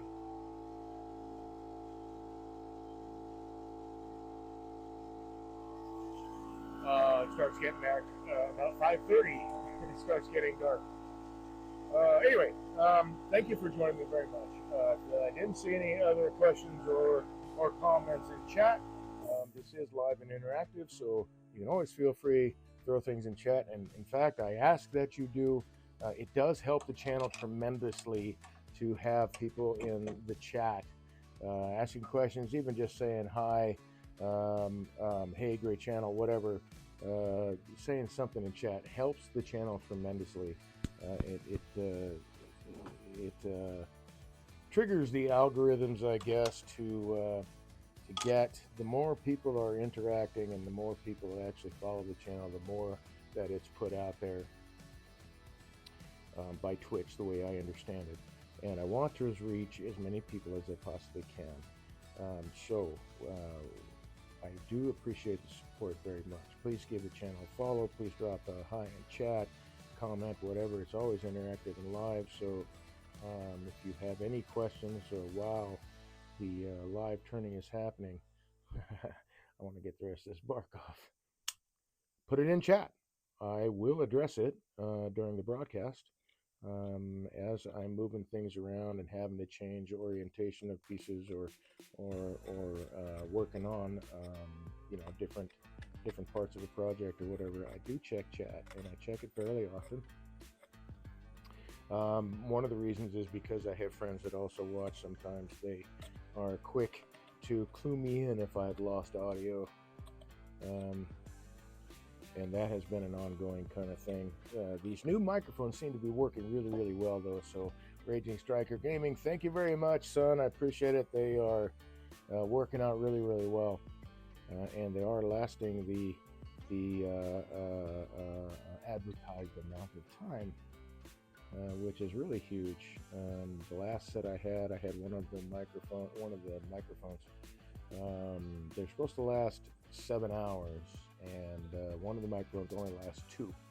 And anyway, I'm still working on getting that replaced. It has been a pain.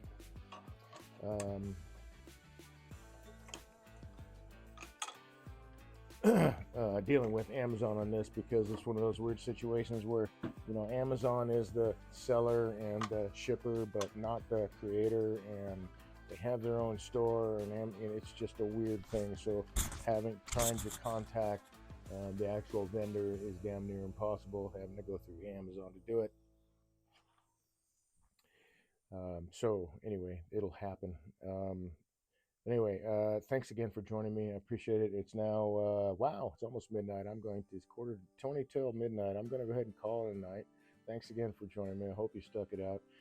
This is a really cool looking piece. I can't wait for it to dry, and we can do more with it. But it'll definitely be back on the channel, whether it survives or not. I'm going to show you what happens to it. I do suspect it will survive, but this is a lot of thick material here on the end, so I don't know. I hope to see you again next week, Tuesday and Wednesday, or another Tuesday and Wednesday, as you get the chance. I will be here on Twitch, Woodturning Live with Dave. Thanks again for joining me. I hope you stay friendly. I hope you enjoy the rest of your evening, the rest of your week, and I hope to see you again right here on Twitch, Woodturning with Dave. Thanks again, folks. Good night.